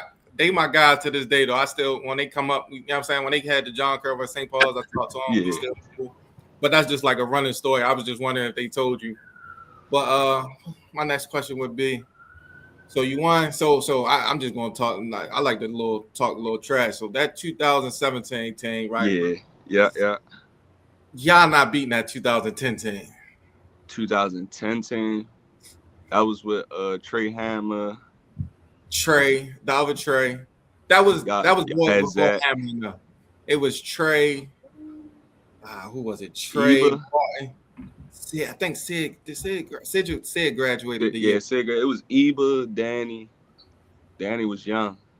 Yeah, yeah. I just want to Blake. mess with y'all. Y'all want beating that team I ain't though. gonna lie. I feel like all 4 of my years could beat them. Ooh. Ooh. Even my senior year. My senior year, we just end up losing the championship. But if I was a little bit in shape, Oh, that's what I was about to mess with you. I was about to say in I was high out school, of shape though. this man wasn't this shape in high school. So when I seen him at Eagle, I said, "Oh boy, got skinny and all that." Like he was, Cause look, I came into St. Paul's chubby. yeah. I lost the weight. I think after we won the championship, that's when I really locked in on the weight. Me and Mel had a workout plan, man. I'm eating lean cuisine for lunch. Like I'm not eating a school lunch. St. Paul's got good lunch, by the way. Yes, they Chicken do. tenders, all that. So Yes, no sir. more of that. I had lean cuisine. I was drinking straight water and green teas. I chopped down to I was down to 215 by my junior year. That was probably the best shape I was in high school. Then once Mel and them left, I just said bump it and start eating, chilling. Then by the time the season came, I was heavy. I'm like, I was still was getting work, but I was like, Yeah, man. I was out of shape, man. Talk about that process of getting back in shape, going to college. You played at Merrimack. I mean, you played at Merrimack for 3 years, and then last season went to Youngstown State. So talk 4 about years. getting I went to Merrimack for four. Merrimack for 4. I'm sorry. Yeah.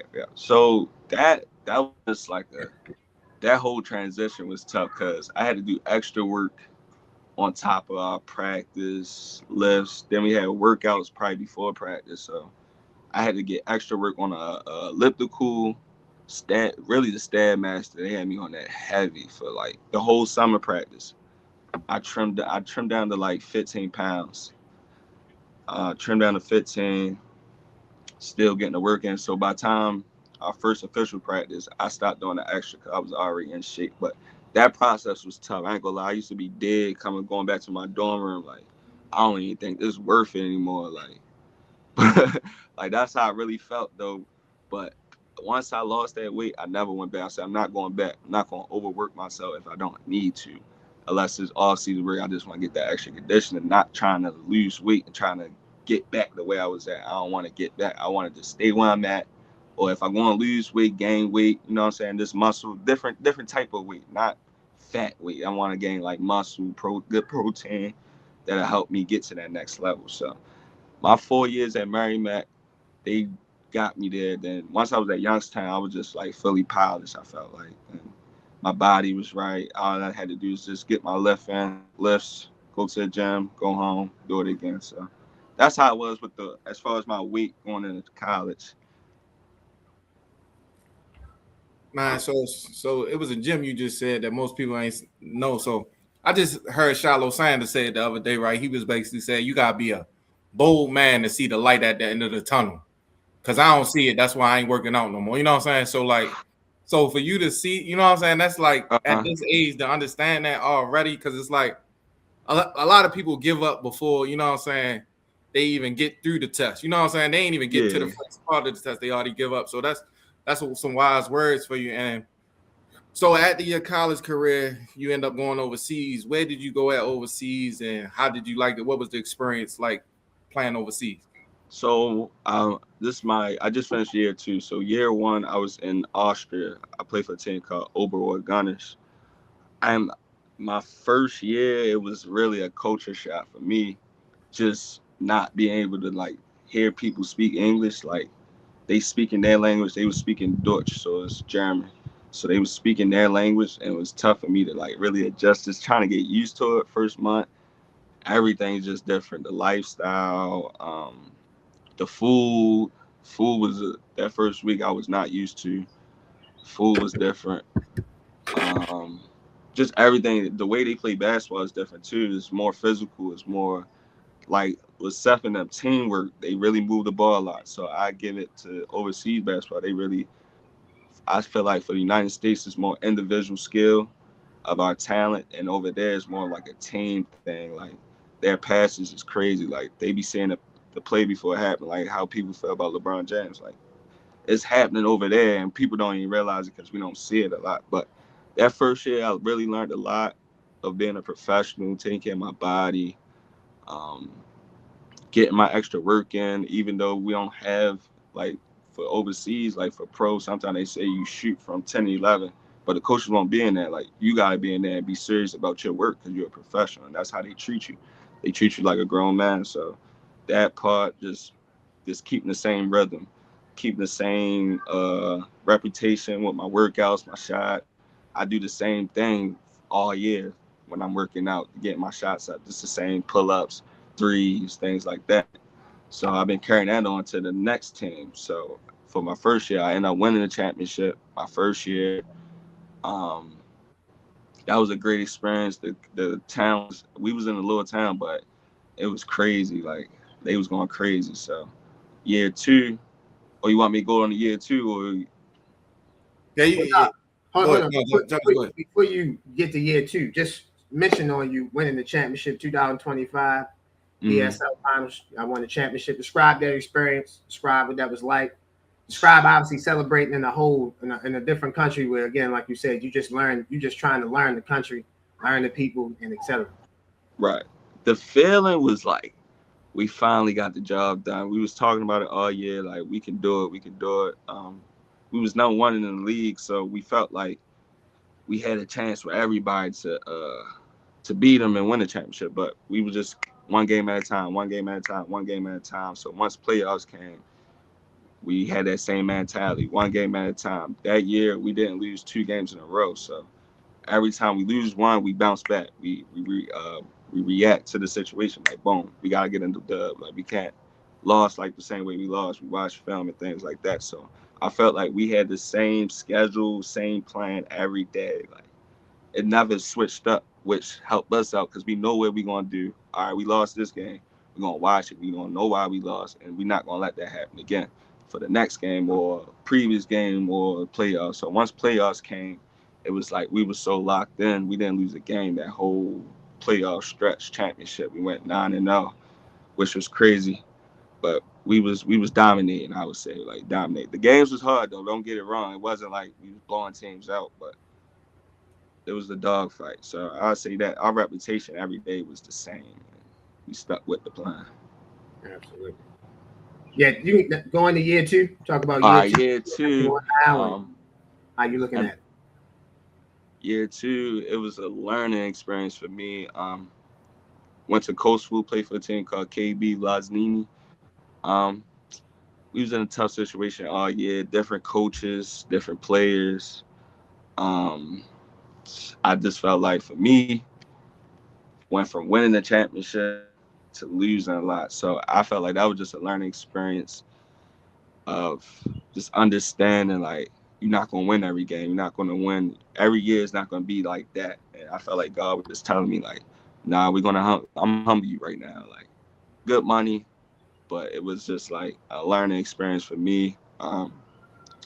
We almost could have made the playoffs. It was 3 teams tied to 6th place, but we ended up losing 1 or 2 games behind, so we ended up our season was over. But I felt like it was a learning experience here too for next season. And also in the mix of that, I had to change agencies. That situation can be tough too for a lot of guys trying to play OC.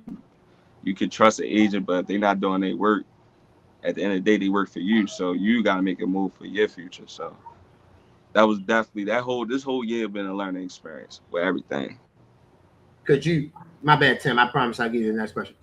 Could you say this was the most trying year, obviously, of the first 2 years, yeah, including obviously you moved there and didn't know you weren't part of the native language. Would you say Yeah. year two was the most trying year of your 2 years overseas? Yeah, year two was definitely that. Agency, stuff like that. Yeah, year two definitely was that because even year one, like by us being away from home, from everything, I ended up having an American coach. So he understand. He played there. He just coaching there now. Got his family there. He even for Christmas, he brought us over for Christmas, had dinner. We all cooked a little dish. We all went to his house and watched EuroLeague NBA games. And I felt like that was more embracing for us for year one, because like we on FaceTime with our families, like just like damn, we can't see the holidays when we miss Christmas, Thanksgiving, or probably Easter. We don't probably come home till May, June. So it's like for us, just on that aspect, it's tough. Then year two comes, not winning a lot, not really seeing my family. I mean, my girl, my fiance, and her son would come, our son would come, and they'd stay for me for a month, but they got to end up going back to school, work, things like that. So that's a tough situation. Then Christmas, we didn't have that because, and Coastal is a Muslim country, so they don't celebrate Christmas. But they gave us a chance to be like, we're not gonna have practice because we know y'all celebrate Christmas. But at the end of the day, we was always by ourselves. Like everybody was in their own homes. Then after a while, the Americans started getting together. But yeah, that year two was just learning everything. It was just a learning experience, and just really ups and downs with basketball. Literally, like I experienced it in college and high school, AAU, middle school. But like now, it's like, all right, it's a different type of ups and downs. Like it's life. Like I got bills to pay. You probably got home situation. You all the way across the world. It's like you just gotta be mentally strong to be able to do that. It is tough. It's a tough situation. Definitely. First, congrats on the engagement. What you? How old? What you? 24? Sorry, nah. 25. 25. Okay, 25. What does a successful career look like in your eyes for you? What would you career consider in basketball? Yeah, in basketball. What would be your? I would say, because everybody different. I just feel like everybody just different, play different roles. I just feel like if you do the 100% every day, if you're not the best or the best, or you are the best, it's just putting that work in every day. I feel like you put the work in, then you see yourself growing and growing and growing and growing. I feel like that's a successful career for you. Like you got to the highest point that you can make it. Because everybody not gonna make it overseas. Everybody not gonna make it to the NBA. Everybody might not make it to college at D1, D2, D3, JUCO. Like it's hard, man. Like coming out of high school, like I had 3 offers, 2 D2s and 1 Merrimack D1, and I was getting interest, but it was just like it wasn't failing me, and they didn't see it. But other than that, it's just you gotta deal with that too. With overseas, they look at certain players like, we want to go with him, not him. Like it's just, I feel like as long as you put in the work and you believe in yourself and you get to the levels, your goals, I feel like you're successful in the basketball world, because everybody different. Everybody got different goals. So that's a tough question though. But I feel like it's just for everybody goes different. Absolutely. What qualities or skills do you think a basketball player must have in order to be successful as a basketball player? Work ethic. You gotta be able to listen. You gotta be able to be disciplined. Don't go against what your team have a plan for. If your team have a certain plan, you go against it. That's undisciplined. Unless you can make a play, but like sometimes if you gamble, you give up a 3. Now you might be down. They might be cutting the lead down, or y'all might be losing the league. So discipline for sure. Trying to be unselfish in a way where sometimes you gotta be selfish. This is one thing I learned too. You gotta be selfish sometimes if you're that talented to make the tough plays. Some people might not. Some people might think like, he's being selfish, but some players really be trying to help their team win, and they know they can drive, kick. They know they can get you a shot, but it might look forced. But that's one thing I learned year two too. Like trying to be selfish, but also unselfish, where it don't feel like you forcing it, but you trying to force the win, trying to help your team win. So that's how I feel about it. It's them 4. I'll say them 4. Okay. Well, Ziggy, we'll get you up out of here on this. The as much as you've seen of the NBA playoffs, We have the Western Conference Finals set between the San Antonio Spurs and the Oklahoma City Thunder. Still waiting for the Eastern Conference matchup to be solidified. So, just on the one series that we have, your thoughts on San Antonio and Oklahoma City? Who do you think will win, and how long do you think the series will go? I feel like because J-Dub's still out, I don't know if he's coming back for this series. I feel like he might go to Game 7. Thunder just off the experience side, but I wouldn't sleep on the Spurs at all. They dangerous. They feeling good. The young guys feeling good. So I think Thunder gonna win in Game 7, but I wouldn't be surprised if Spurs pull it off. Jalen Williams, they cleared him to play, so I'm assuming he'll be back Game 1, which is Monday night, 8:30 on NBC. So. Definitely looking forward to this series. We obviously know the Knicks are in the Eastern Conference Finals. Who do you think wins Game 7 between Cleveland and Detroit on Sunday night? At Detroit? At Detroit, yes, sir. I like Detroit. Okay. Like Detroit. +6 with Detroit. I think Cleveland, man, they had their chance in Game 6, man. You know how this goes. You play basketball long enough. You gotta finish your food. Absolutely, brother. Your food, man. Absolutely. Tim, anything else you want to get in? Nah. Any thoughts for you, Tim, on the Western Conference Finals? I like the Thunder. From what I've been peeking at, I think they the strongest team I've seen. I just don't trust. I don't trust Champagne and all them yet. You know what I'm saying? I think you gotta go through them learning pains first. But sometimes you don't. You know what I'm saying? Sometimes you don't care about the moment. You just go play. You know what I'm saying? So I would have to see that. But I'm leaning Thunder in that one. I hope what's the name win, because I don't want to see Detroit personally. I hope Cleveland win, because I don't think Detroit gonna be able to score enough versus New York. Like, I think they play enough defense, but I just don't think they, you know what I'm saying, that's not gonna be enough. Like, unless Doran and them show up consistently. The other big, I like him a little. I can't remember. Paul Reed. Yeah, Paul Reed be showing up, but he hit or miss. Like, you need consistency versus them, and I think Cleveland got more consistent offense. So I think that would be a better series. I don't know if they win. I hope they win, but I just think that'll be a better series, because if they play Detroit, I think that's 5 games. I don't think that's going to be long.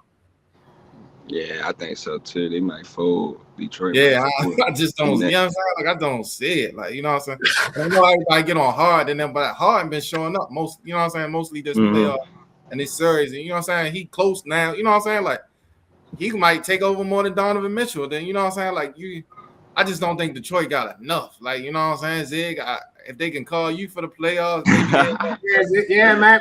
Zig, we're gonna fly you out to Detroit for Game 7 Sunday night. I'll be ready. All right, man. We know you're ready. I know you can score. You know that's what I'm saying. I can sit corner for y'all. Yeah, you know what I'm saying? Another option. As the resident guy who picked the Cavaliers to win in 6, I was very disappointed Friday night when they didn't close out in 6. I was devastated. Listen, I ain't gonna lie, Tim, I'm with you, bro. Zig, I'm with you too. I'm with both of y'all. I want the Cavaliers to win so bad, but I'm gonna use an expression that you used earlier, Zig. Don't play with your food. They played with it. So I hope they got Ziploc bags. I hope they got their arms chain locked in. I hope they all come in, as you say, as a team, as a unit for Game 7. Because if they don't, Game 7 might get ugly in the palace of Auburn Hills. They still Little Caesars. I'm sorry, Little Caesars. And the craziest part of it is Cade ain't even do nothing last game. Jalen Dorn stepped up. Yeah, Duncan Robinson stepped up. So the road.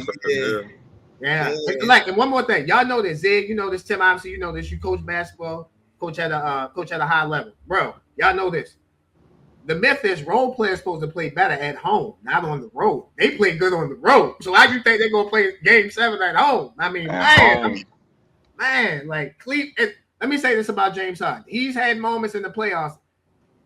I think for me, what I'm critical about James is this: like, he makes it look too lackadaisical.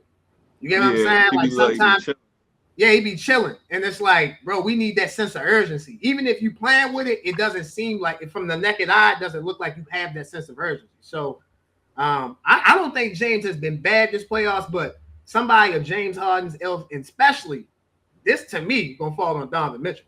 Donovan Mitchell ain't never been to the conference finals.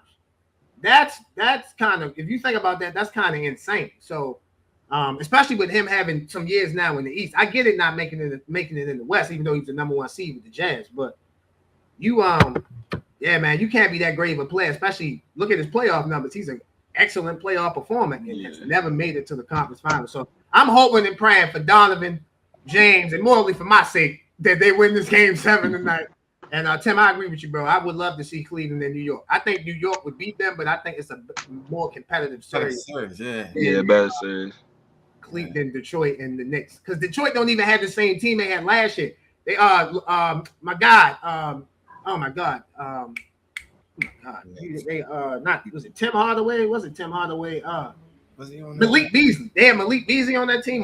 Yeah, he got kicked out though. Yeah, he got kicked out because of the situation with the league. So Detroit ain't even the same team that matched up with them last year in the playoffs. So yeah, that's a fact.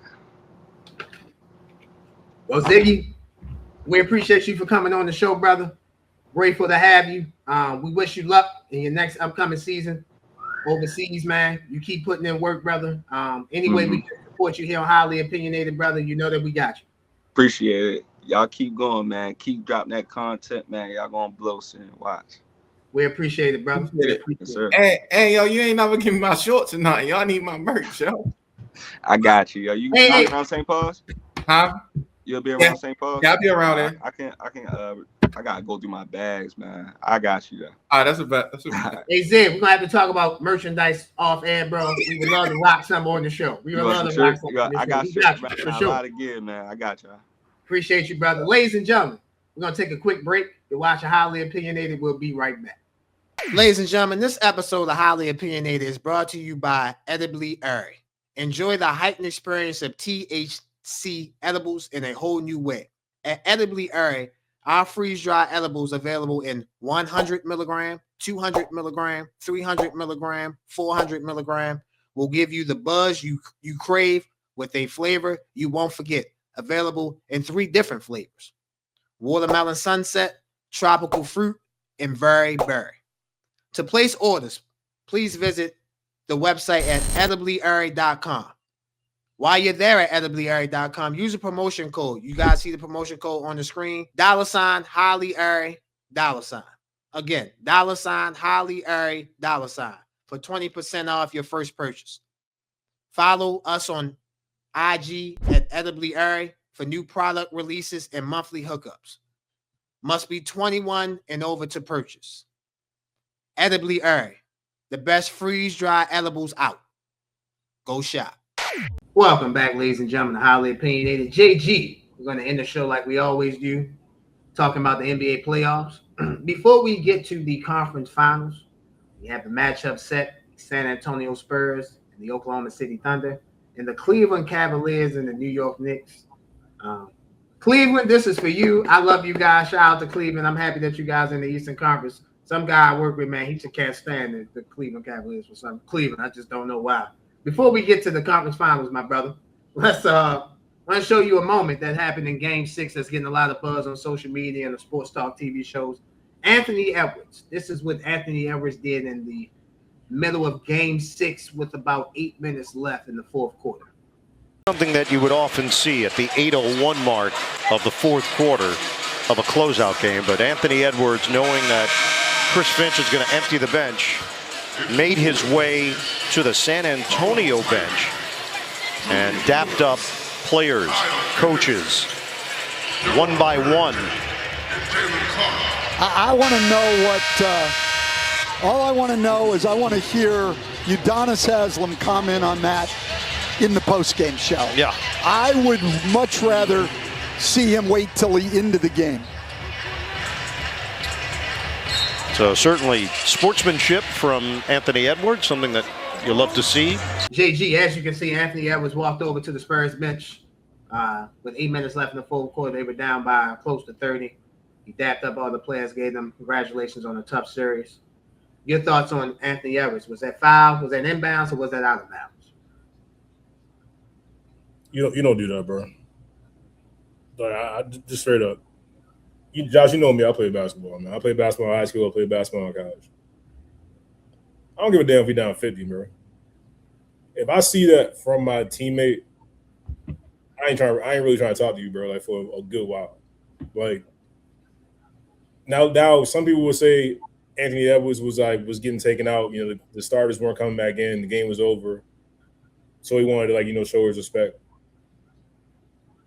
That's a load of bullshit. I'm sorry. I've seen LeBron James do this. I've seen LeBron James leave the game before the buzzer is done when his team's getting their ass kicked. Or I've seen him dap up Golden State, the whole team before the final buzzer and all that, so they're trying to get it over with. Go to the locker room and get it over with. The thing that bothers me the most is that be the same way that you are had you won if you lose. Be the same guy. I've been on both sides of the spectrum. I done got my ass handed to me on the basketball court a handful of times. I done done the ass kicking. You know what I always do? I shake hands. I say, great game, bro. You beat our ass. Like, I dap you up. You gonna see me? I don't want to see you right now, but that's the game. Be the same guy when you lose as opposed to when you win. Because you're not always gonna win. And some people were speculating, hey, Anthony Edwards is doing this because his team quit on him.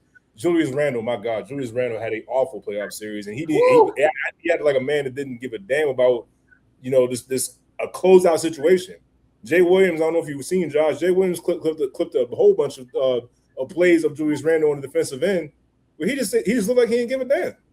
So if I'm Anthony Edwards and I'm the competitor that I am, my team going out like this, I probably want to get to the locker room as soon as I can so I can get the hell away from these guys and maybe talk to management about certain guys on the team. I mean, if this is the effort I'm going to get, but my perspective, if we're going to get on, if this is LeBron James, if this is Steph Curry, if this is Kevin Durant, we would have been all over him for this. We would have had all types of things to say. So some people feel like this ain't a big deal. For me, just from like a player's perspective, if I see that, bro, I feel some type of way towards you, bro. Like, I don't care who you are. Like you part of this too. You getting your ass kicked tonight. Look, man. We gonna dap these dudes up. We're gonna congratulate them, wish them best luck in the next round. And we're gonna take this on the chin because we the ones that put ourselves in this situation. So I didn't love it, if I'm looking at it through a different lens, different eyes, I understand like the reasoning. But just as if I'm looking at it from a player perspective, like I don't respect that. And I think Anthony Edwards, he's 24. He's gonna learn. He's not gonna do everything right away. He's gonna learn some things. He's gonna do things that might not, sit well with others. But that don't change the way I feel about the man as a player. The dude, he's one of the best players in the league, in my opinion. One of my favorite players to watch. Competitor, coming at everybody. So, and I expect the same thing next season when he gets healthy. This guy came out like an offensive lineman with two big ass knee pads. So I'm playing through that. So I got a number of respect for Anthony Edwards as a player. But this moment right here, I just didn't love that. So for me, it looked like Anthony Edwards. Two things. It showed. I always say, in the most important moments or the biggest moments, your biggest weakness show. You've heard me say that a million times. If you talk too much, that shows. If you're a drunk and you're around people, that shows. If you have any type of bad trait in the biggest moments of your life, it shows. With that Anthony Edwards, and I'll get to him individually, but what that showed me about the team, they not connected. That's why you heard Nas Reid in the postgame talk about moodiness. And I don't necessarily think he was taking a shot at Anthony Edwards, but to me that was the symbol along with what Jay Williams showed about Julius Randle losing, like not really going with Stephon Castle on the defensive help, literally stand with Wemby. Two on Wemby, no one on the ball. Leaving the basketball flat out. Like not even trying to be funny. It was an Ole line to the basket. Ole. So for me, I think the Minnesota Timberwolves have a problem, and I'm not trying to put it all on this one player, but I would expect Minnesota to be in the active market trying to trade Julius Randle. You have the ultimate replacement with him in Nas Reid that can come in and fill that 4 spot. Maybe you can get 2 or 3 guys for Julius Randle, and you can build your team up that way. The days of you building your team up with 3 or 4 superstars, You can't win that way. Not against Oklahoma City and not against San Antonio. They're too well built. They're too well ran. They're going to hit on their draft picks. The Spurs, I hit you with this. The Spurs get a lot of credit for Dylan Harper. They drafted Carter Bryant at number 14 in the lottery. He's a hell of a player. He's only going to get better. So now for Anthony Edwards, since you brought up LeBron, I'll say this: it gave me the LeBron feel of I'm too good for this. Like, let me just get this out the way. Like, I'm over here, but the rest of my teammates are over there. So I didn't like it. Am I going boo-hoo, bitch, complain about it? No, but I didn't like it. I think you wait to the end of the game to shake people's hands. Now, to be fair, we complained about a gentleman in 1991. A whole team didn't shake a team's hand. So I'm not going to go all the way crazy about this. Like, I don't think it was that crazy of a big deal. But I would have liked to seen Anthony Edwards wait to the end of the game, like we saw Sunday night with Cleveland and Detroit. Detroit and Cleveland, they dapped each other up at the end of the game, not because that game was over at the beginning of the fourth quarter. They could have dapped each other at the fourth quarter. Right there, bro. K Cunningham, another superstar. Yeah. He had one of the worst playoff games of his career. Yeah, he could have, because the thing about it, Anthony Edwards, it was a timeout. He walked from his bench to the Spurs bench. It wasn't like in the middle of the game. Like LeBron's, to be fair to him, was in the middle of the game. It wasn't like he just walked up. Yeah, like he subbed out. They dapped each other up. Good series. Okay, I can respect that. I got that. Now, there have been times where LeBron just walked off and lost. I got that. There have been times where other players have done that as well. So for me, I would have liked to see Anthony Edwards do that at a later moment. However, I'm not going to criticize him and kill him for doing what he did. I don't think it's that big of a deal. The fact is, the biggest deal from that, Minnesota, they need to improve. And as I said earlier, with Oklahoma City and San Antonio doing what they're doing, the best chance Minnesota has of making the finals, they need to be in that relocation to the Eastern Conference. Because I just don't see how they have a chance with this current roster of how they can compete. Think about it. They went to the Western Conference Finals the last 2 years, but it felt so far away. They lost to Dallas and they lost to Oklahoma City. Now they lost in the Western Conference semifinals. San Antonio, they're young. They're only going to get better. We expect Oklahoma City to get better. Denver is going to be around. I know they beat Denver, but Denver is going to be around. What is Houston going to do? So you got teams, Phoenix, etc., the Lakers. So you got teams that, we think will get better in this Western Conference. Dallas. What about them? Utah. I'm telling y'all right now, the Utah Jazz are going to be in the play-in next year. I don't care if they get the number 1 pick or they stay at the number 2 pick. They're going to be in the play-in next year. I love their team. It's just all about them staying healthy. And now with the NBA got the new tanking rules, they have no reason to tank now. Like, you know what I'm saying? Like, they got to play that guy. So I just think in Minnesota, like, you got to think about the guys that he going against. Like, Wembanyama, his number 2 is De'Aaron Fox. SGA in Oklahoma City, his number 2, number 2, 3, and 4. Jalen Williams and whoever else you want to throw in there, Chet. And then, Denver's not going to just fade into the darkness. Like, we're going to still see them. I just think Ant's number 2 was supposed to be Julius Randle, but as we've seen in this playoff series, that ain't going to work. So they have to reconstruct this roster, and they have to give Ant a number 2. I mean, you start to look back. I mean, like, was the trade for Karl-Anthony Towns really the best idea? Now, obviously, hindsight is 20/20, but imagine if Karl-Anthony Towns, the way that he's playing right now for the New York Knicks, would that be different with Minnesota? Yeah, I think that trade worked out for both teams. The Knicks might go further than Minnesota, but I think that trade worked out for both teams. I think Cat needed a new start, get out of Minnesota, experience something new with all the tragedy he had in Minnesota. So I feel like that was needed for him. Sure.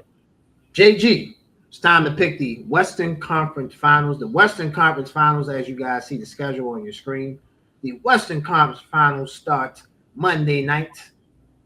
Pregame coverage start at 7. Pregame coverage start at 8. The game start at 8:30.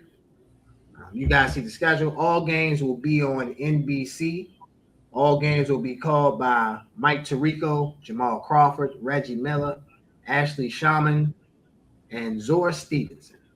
So, JG, the matchup that we've all been waiting for, the San Antonio Spurs and the Oklahoma City Thunder. I'll give you a chance to catch a breath. I will start us off with this one. I am going to take the San Antonio Spurs in 6 games. I think the Spurs match up very well with Oklahoma City. I think that Victor Wembanyama will be the key deciding factor in the series between. I think he will be the best player in the series between SGA and Wemby. I think the Spurs match up well. I think the Spurs have the guards to match up well against Oklahoma City with Stephon Castle, Dylan Harper, and De'Aaron Fox. To me, this is about the role players: Julian Champagnie, Carter Bryan. I know I'm forgetting somebody. Luke Cornett, those guys. Harrison Barnes. Can those role players hit timely shots on the road? Obviously at home, but mainly on the road against Oklahoma City. I think that they will. I think the Spurs. I'm gonna use the John Graham line. I got a feeling the Spurs gonna win one of the first 2 games on the road.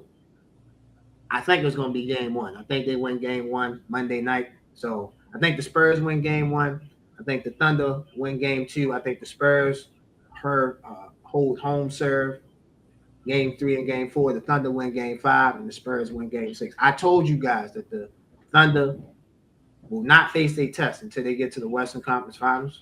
Well, Ross, can you put that up one more time? Pick the graphic up with the schedule one more time. Yeah, John, what that say at the top above the Spurs and the Thunder? Don't that say Western Conference Finals? Oh, here's the test. So, yeah, they got that ultimate test because that alien, number 1 of your programs, number 1 of your heart. John, you know, there's people out here stealing my stuff, bro. They stealing my material. I heard somebody say that on TV. Number 1 of your programs, number 1 of your heart. I'm like, damn, bro, that's crazy. I'm going to have to copyright that. So, yeah, I'm looking forward to the Western Conference Finals. Well, number 1, karma's a bitch. So if you want to use my line, be careful. Because if Oklahoma City wins both games and we come back here next week, I'm gonna make sure I call you out about it. So Absolutely. That's number 1. I'm not gonna have nothing to worry about. The Spurs gonna win one of the first 2 games of Oklahoma City. All right. Oh, cool. by the way, I'm sorry. And my Magic Johnson Western Conference MVP, Victor Wembanyama. All right, that's number 1. I'm with you. I've been on the Spurs train since the beginning of the playoffs. I think the Spurs will take out Oklahoma City in 7 games. I believe in this matchup with San Antonio. The regular season, people want to talk about it, doesn't matter. Hell with that, it does. Because you look at how this team matches up. It's not about the seeds. Playoffs, NCAA March Madness tournament, hell, college football. Seeds don't matter. It's about who matches up with who the best. The Spurs match up the best with Oklahoma City. They have the depth. They have the rotational pieces to match up with Oklahoma City the way that they want to play. Stephon Castle is going to be huge defensively. Wemby's a given, of course. Him versus Chet. And you know what? This series gives me, and I might be alone in this, Josh, but this series kind of gives me that 2002, 2001 Lakers versus Kings matchup back in those days when the Western Conference Finals. Kobe and Shaq versus Vlade, Chris Webber, Mike Bibby and the crew in Sacramento. Teams generally, there's genuine hate there. Like you can feel it, when they play against each other. And I kind of get that same feeling with this matchup here, especially with Wembanyama and Chet Holmgren, because they got history. They played when Chet Holmgren was with the Team USA junior team against Wemby in France. Yes, so these guys know each other. It's reported. I don't think anybody really knows, but it's reported that they don't necessarily like each other. And you feel that when you watch them play. Wemby don't like Chet. That's really what it is. Wembanyama don't like Chet Holmgren. Yeah, but you can feel that little bit of tension and that hate, and we need more of that. We need that competitive juice out here. Everybody hugging everything, saying like, "Hey man, how's the family?" Everyone save that for when the series is over with, man. Right now, you my enemy. So those are the vibes that I get with Spurs and OKC. This is the matchup that everybody wanted. Let's be honest, it's a matchup that we all wanted. And I think, I picked the Spurs to go to the NBA Finals when the playoffs began. Some people are saying that, hey, it's too soon. Give the Spurs another year or so. I think the Spurs are saying, damn that. We here now. The hell with waiting. The hell with saying, okay, maybe we need another piece. No, we here now. And I think they will show the world that they are here now. And the Spurs will knock off the champs in Oklahoma City in 7 games. You like the Spurs in 7. I like the Spurs in 6. I have Victor Wembanyama as the Magic Johnson Western Conference MVP. JG, who's your Western Conference MVP? Should I even ask, or is it kind of? Yeah, it's the alien from Jupiter. Okay. It's the alien from Jupiter. I thought he was the alien from France. Now he's from Jupiter. 5 years from now, he's going to be from Venus and Mars. France, Jupiter. Oh, yeah. Same thing. Yeah. Can't wait to see France and Jupiter play against each other in the Olympics. That should be a hell of a game. Should be something. Can't wait for that. JG, that smile on your face, brother. I was smiling Sunday night. Yeah, I was smiling Sunday night. You know why? Because old James Harden, Donovan Mitchell, and the Cleveland Cavaliers. Cleveland! I believed in you. I picked you guys to win that Eastern Conference semifinals against the Detroit Pistons in 6 games. You let me down Friday night. But that's all right, though. John, you know what they say, the best things in life you got to wait for. You know what I'm talking about. Don't get me in trouble, John. Don't get me in trouble. You know what I'm talking about. You got to wait for those things. You got to wait to drive. You feel me? You got to wait to drink alcohol. You got to wait to get in the club. You feel me? So you got to wait in life. And Game 7, the Cleveland Cavaliers, they waited. They made the wait worth waiting for. Cleveland went to Detroit and destroyed the Cavaliers in Game 7. So the Cleveland Cavaliers now take on the New York Knicks in the Eastern Conference Finals. Before we get your thoughts on the Eastern Conference Finals, your thoughts on the Cavaliers defeating the Detroit Pistons in Game 7, 125-94. Just give you some stats from that game. Jared Allen. Game 7, Jared Allen. That's his name. Game 7, Jared. 23.7 rebounds. Evan Mobley, 21 points, 12 rebounds, 6 assists. Donovan Mitchell, 26.6 rebounds, 8 assists. Sam Merrill had 23 points off the bench. Detroit. Cade Cunningham was 5 of 16. He had 13. Jenkins was 4 of 12. He had 17. Karis LeVert had 11. Duncan Robinson had 13. Pistons only had 4 people in double figures. Highest score was Jenkins. Your thoughts on the Cavaliers advancing to the Eastern Conference Finals? Congratulations, Cleveland. You finally didn't choke for once. Good for you, man. You know, even a dead clock is right twice a day. A blind squirrel eventually finds a nut. Every now and then it happens. So congratulations, Cleveland. You managed to not suck for once in a Game 7. Congratulations. I'm genuinely happy for you. You get to go to the Eastern Conference Finals for the first time since 2018 with a team with a player not named LeBron James. So, hey, congratulations. Cleveland. No. They made the Eastern Conference Finals in 2018. LeBron was on that team. Last time the Cavaliers made the Eastern Conference Finals with a player not named LeBron James, it was 1992 against the Chicago Bulls. Got you. Oh, my bad. So I retract that statement. First time since 2018. Obviously, LeBron James is on that team. You know what? James Harden, even though he had not the greatest shooting night, he showed aggression. He didn't like just not shoot the ball. And you know what?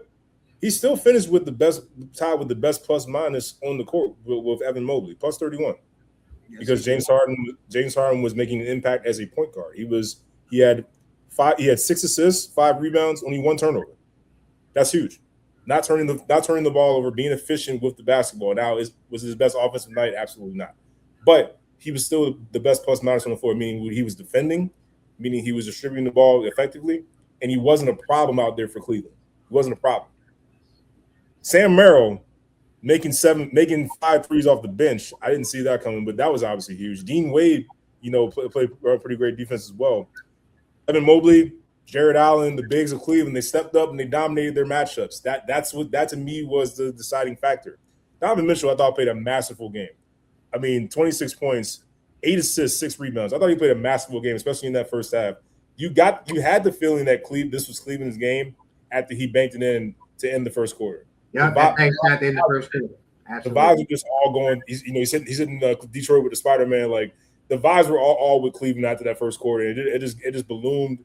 The league got worse and worse by the minute. So, hey, look, great game. Jared Allen is becoming Mr. Game 7. Like this is the second Game 7. He's had a tremendous game. Game 7, Jared. 23.7 rebounds. This is the Cleveland team that they can compete in the East. This is who people think they are. Now, have they been consistent through these playoffs? No, because we've seen the worst of it. But it also on the other side of it with Detroit. This was a game that made you rethink everything you thought about Detroit.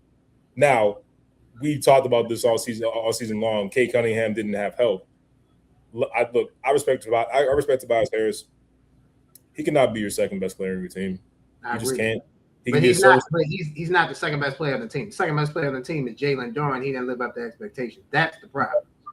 That too. Jalen Duren, I was disappointed in him as well. But this, if you go down swinging, and it's a close loss at home in Game 7, you can take away some things from that. It's positive. But the way that they got beat down at home in a game 7, that's the type of game that makes you rethink your entire roster. Like, we got to make some changes now. Like, it's some guys here that may not need to be here. And if I'm Detroit, Kate Cunningham, Asura Thompson, I think they're the only guys that are untouchable. If I'm being honest, I'm looking down this roster here. I think Asura Thompson and Kate Cunningham may be the only non-tradable pieces on this team. Only untradeable piece on that team, Cade Cunningham. I let you slide with this last year with Amen Thompson at the Rockets, and I'm not letting you slide this year, bro. He can't shoot. Thompson is a hell of a. Let me say it. If he could just learn how to make a corner three, he'll make $1 billion. Because he can do everything else. He can defend. He's long. He's athletic. He can do everything else. But bro, you know, in today's game, if you can't shoot, we leave you open. Josh, but Asura Thompson might be the best defender in the NBA outside of Wembanyama. He led before the Pistons got eliminated. He may have been at least tied for first in blocks. That's what Victor Wembanyama. Yeah, Asura Thompson was tied for first, number 1. This dude is an elite, a legendary defender already. Yes. I don't know if you can just let that go right away. No. See, you said so. When I say untouchable, mean Cade Cunningham to me, like Cade Cunningham, Wembanyama, players like that. All right, I got that. Listen, I can find another Asar Thompson. Now it might be a little difficult, but I can find. Okay, let me give you an example. Stephon Castle can't do what Asar Thompson did. Not to the level of. Did you watch Asar Thompson on defense? I did watch him play. That's that level. I love Stephon Castle. Bro's a beast. Asar Thompson is a different beast on defense. Okay. Now look, I got you. The Thompson brothers got to learn how to shoot a damn jump shot. They ain't Giannis. You're not 6'10", 6'11", running people over, and everything. To the point where we'll live with Giannis. Did you see Cleveland? Did you see? And I know we're getting into the Knicks series. Cleveland can't play the same defense they played against Detroit that they played against the Knicks. No, of course. They're going to put Mobley or Jared Allen on Karl-Anthony Towns, and they're not going to do that because they were sitting in the paint off of Asar Thompson. They were basically they're basically 2 defenders because they were laying off. Now, you might be able to do it. You might be able to do a little bit of that with Josh Hart, a little bit. But I'm saying that if the Knicks put in another shooter, whether it's Shamet, whether it's somebody else, Miles McBride. Yeah, or the guy they got from the Pelicans, Grand Theft Alvarado. He's not the best shooter, but he can hit an open shot. The Cavaliers can't play that defense. I'm just saying, getting back to the Pistons before we get to the Cavs series. I disagree with you 1,000%. This series ain't make me think differently of the Pistons. Everybody knew their problem. They had offensive liabilities, bro. If you look at Game 7, they scored. What did they score? 94 points. They scored what? 94 points in Game 7. 94 points, yeah. 125 to 94. So not only did their offense fail them, which we knew was a problem, but their defense failed them. Listen, you can't go into a – they were down 3-1 against the Magic in the first round. So they were a flawed number 1 seed. We knew this watching the first round. They need to improve their offense. They can keep some of the same defensive players. That's fine. They cannot give Jalen Duren the max deal. If they give Jalen Duren the max deal, they are the stupidest franchise ever. They cannot do that. Asar Thompson – yes, I'm not trading him for a bag of chips, but I would trade him. Let me say this, not as a Spurs fan / Spurs supporter. If I'm the Pistons, if the Spurs offer me Stephon Castle, I would trade him for Asar Thompson tomorrow, yesterday, 2 days ago, last week, whenever. He needs to develop some type of jump shot, or you are unplayable in the playoffs because we're just playing 5-on-4. Bro, all them great blocks he had on Evan Mobley and Jared Allen, his ass home. So it really don't matter. That's what I'm saying. I'm not saying it doesn't matter. It matters. It's a 7-game series. It's not like these guys got their ass handed to them. Asar Thompson was giving Harden and Donovan Mitchell some problems. I get that. However, listen, I'm just giving you my opinion. The Cavaliers should have beat them in 6 games, right? They had Game 6 on their home court, and they underestimated Detroit. Detroit came in, showed grit, tough, and they won Game 6. The Cavaliers were the better team. They were the better. That's what I'm saying. So I'm just saying, for me, I can't just be like, well, yeah, Detroit, they weren't. No, they were who I thought they were. They were a challenged offensive team that played great defense. That can win you games in the regular season. But in the playoffs, you need offensive players to score points. They don't have that. K finally had a bad game in the playoffs, and we saw the result. We all knew that was coming. I get that. Detroit, like I said before, Tobias Harris, serviceable player, good to have in your locker room. I don't believe he can be your second player on a championship level team. Third player, or third best player. Yeah, I totally agree with that. But I still think I can't just give away elite defense, legendary type defense like a Sar Thompson for anything. I better be getting back like high first round pick, really good player that can actually help me on offense with Kate Cunningham. I'm talking like throw a name out there for me. A really good Austin Reeves. Austin Reeves, how about that? A good number 2 for Kate Cunningham, something like that. Okay, I was gonna say Kawhi Leonard, but okay, Austin Reeves. Okay, I get that. Like even Kawhi Leonard at this stage in his career, yeah, that would make sense for me. You know the funny thing about this, Austin Reeves will fit more on the Pistons than he does on the Lakers because he is an offensive player and they have defense around him. They can hide him. Exactly. And then but the problem is the Pistons gonna want more for Austin Reeves. They're gonna want more than just Austin Reeves for Jalen Duren because that would be the trade. They both free agents. One's restricted, the other one's unrestricted. So we have to see how that goes. Detroit, to me, they had a great season, number 1 seed. They just got to keep improving this roster. JG, now our picks for the Eastern Conference Finals. Ross, you put that Eastern Conference Finals graphic up. The Eastern Conference Finals start Tuesday night on ESPN. Games 1, 2, 4, 5 if necessary, 6 if necessary, game 7 if necessary will all be on ESPN. Game 3 will be on ABC. Each game starts at 8 o'clock. Again, games 1, 2, 4, 5, 6, 7 if necessary on ESPN, and game 3 is on ABC. The Eastern Conference Finals will be called by Mike Breen, Richard Jefferson, Tim Legler, and Lisa Salters on the sideline. Your pregame coverage will be NBA tip-off with Ernie Johnson, Kenny the Jet Smith, Charles Barkley, and Shaquille, I hate Charles Barkley O'Neal. Shout out to Shaq doctorate at the University of LSU. Congratulations to the big fella. I love that, man. Like real quick, that video, I lost it when I see that, bro. Like that's Shaq, bro. Like it's about you. If you hate Shaquille O'Neal, like something's really wrong. That's a national treasure for us, man. Shaq, yeah, I love Shaq. I would love to interview Shaq. I would give him the whole show because you're gonna have some fun. He's the big Earl Style. He's gonna give you quotes that you can just live for and live with for the rest of your life. So congratulations to Shaq on that. By the way, one quick thing on that, the way he was talking, you would have thought Charles Barkley was there. I don't even think Charles Barkley was there. Maybe he was, maybe it wasn't. I don't know if he was or he wasn't. But inside the NBA will follow the Eastern Conference Finals on ESPN and ABC. So JG, we both like the Spurs. I like the Spurs in 6. You like the Spurs in 7. We both like Victor Wembanyama to win the Magic Johnson Western Conference MVP. Who will the Spurs face, the Cavaliers or the New York Knicks? How long does the series go, and who wins the Larry Bird Eastern Conference MVP award?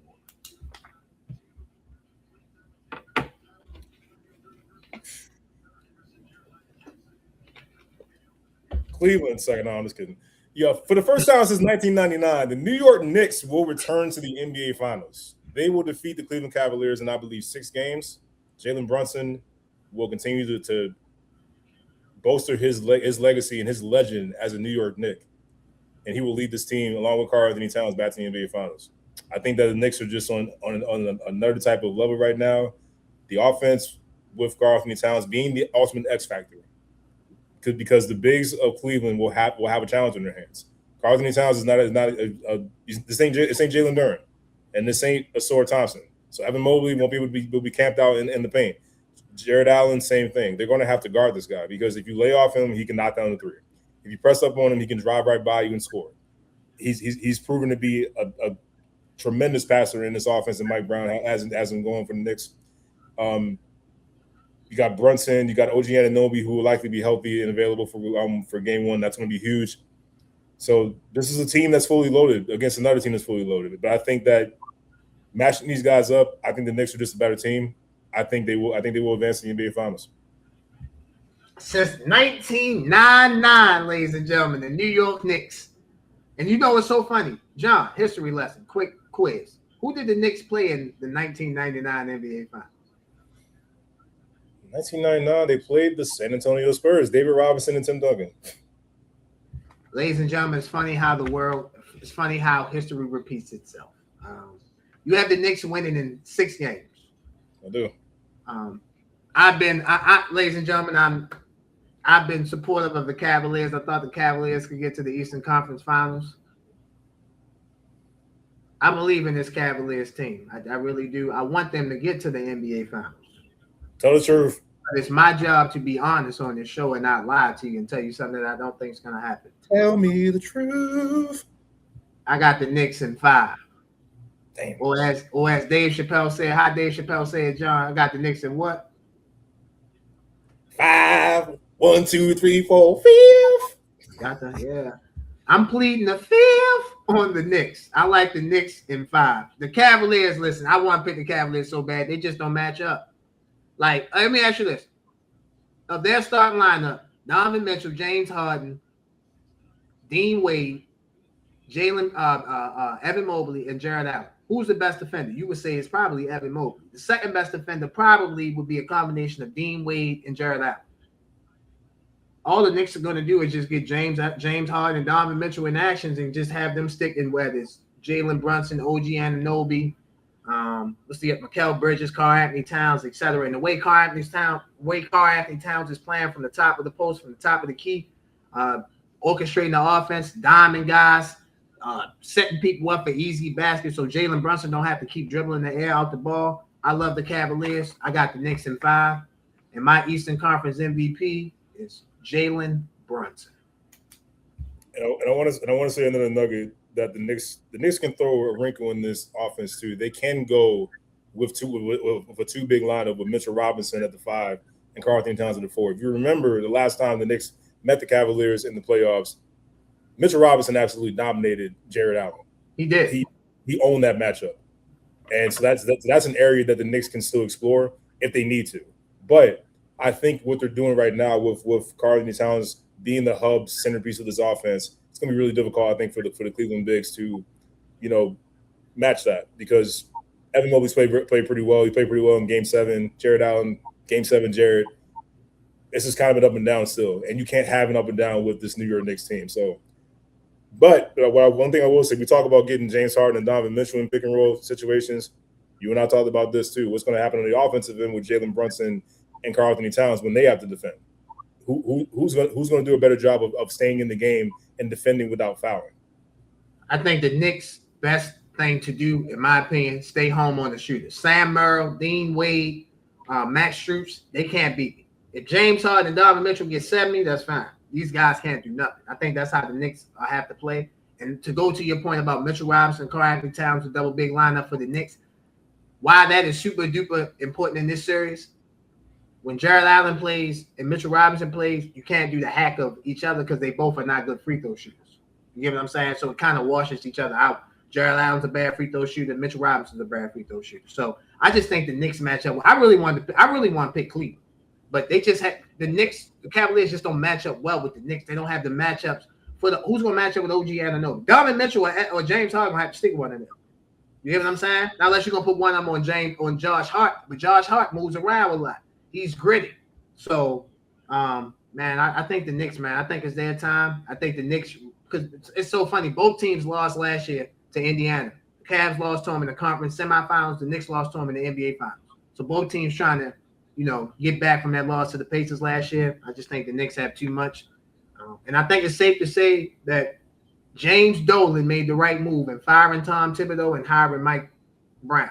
I don't think the Knicks are going to win the championship, regardless who they play coming out the West, whether it's OKC or who we think San Antonio. But I think for the Knicks to make the finals since 1999 and damn near 27 years, it's been 27 years since they made the finals. I think that's pretty damn good, bro. If you ask me. And I think the Knicks will be in the finals. Who's your Eastern Conference MVP? I'm going with Jalen Brunson. Like I said, I think he wins the Eastern Conference Finals MVP, and he continues to just bolster his legendary status as a New York Knick. This isn't going to happen, but if they somehow beat either the San Antonio Spurs or the Oklahoma City Thunder, Jalen Brunson will be known as the greatest New York Knick of all time. Absolutely. You said something about Shea a couple weeks ago I disagreed with, even if he wins a championship, and we can talk about that if he does. But Jalen Brunson, if he wins a championship with the Knicks, he will go down unequivocally as the best New York Knick ever. I don't necessarily think he's a better player than Carmelo Anthony, Bernard King, Patrick Ewing, etc. But he's gonna have something that they won't have, and that's that championship ring, that bling. So in New York. In New York, Gotham City. You understand like what would happen if that like New York would be shut down to the point where like, hey, I want some train tickets cost, bro.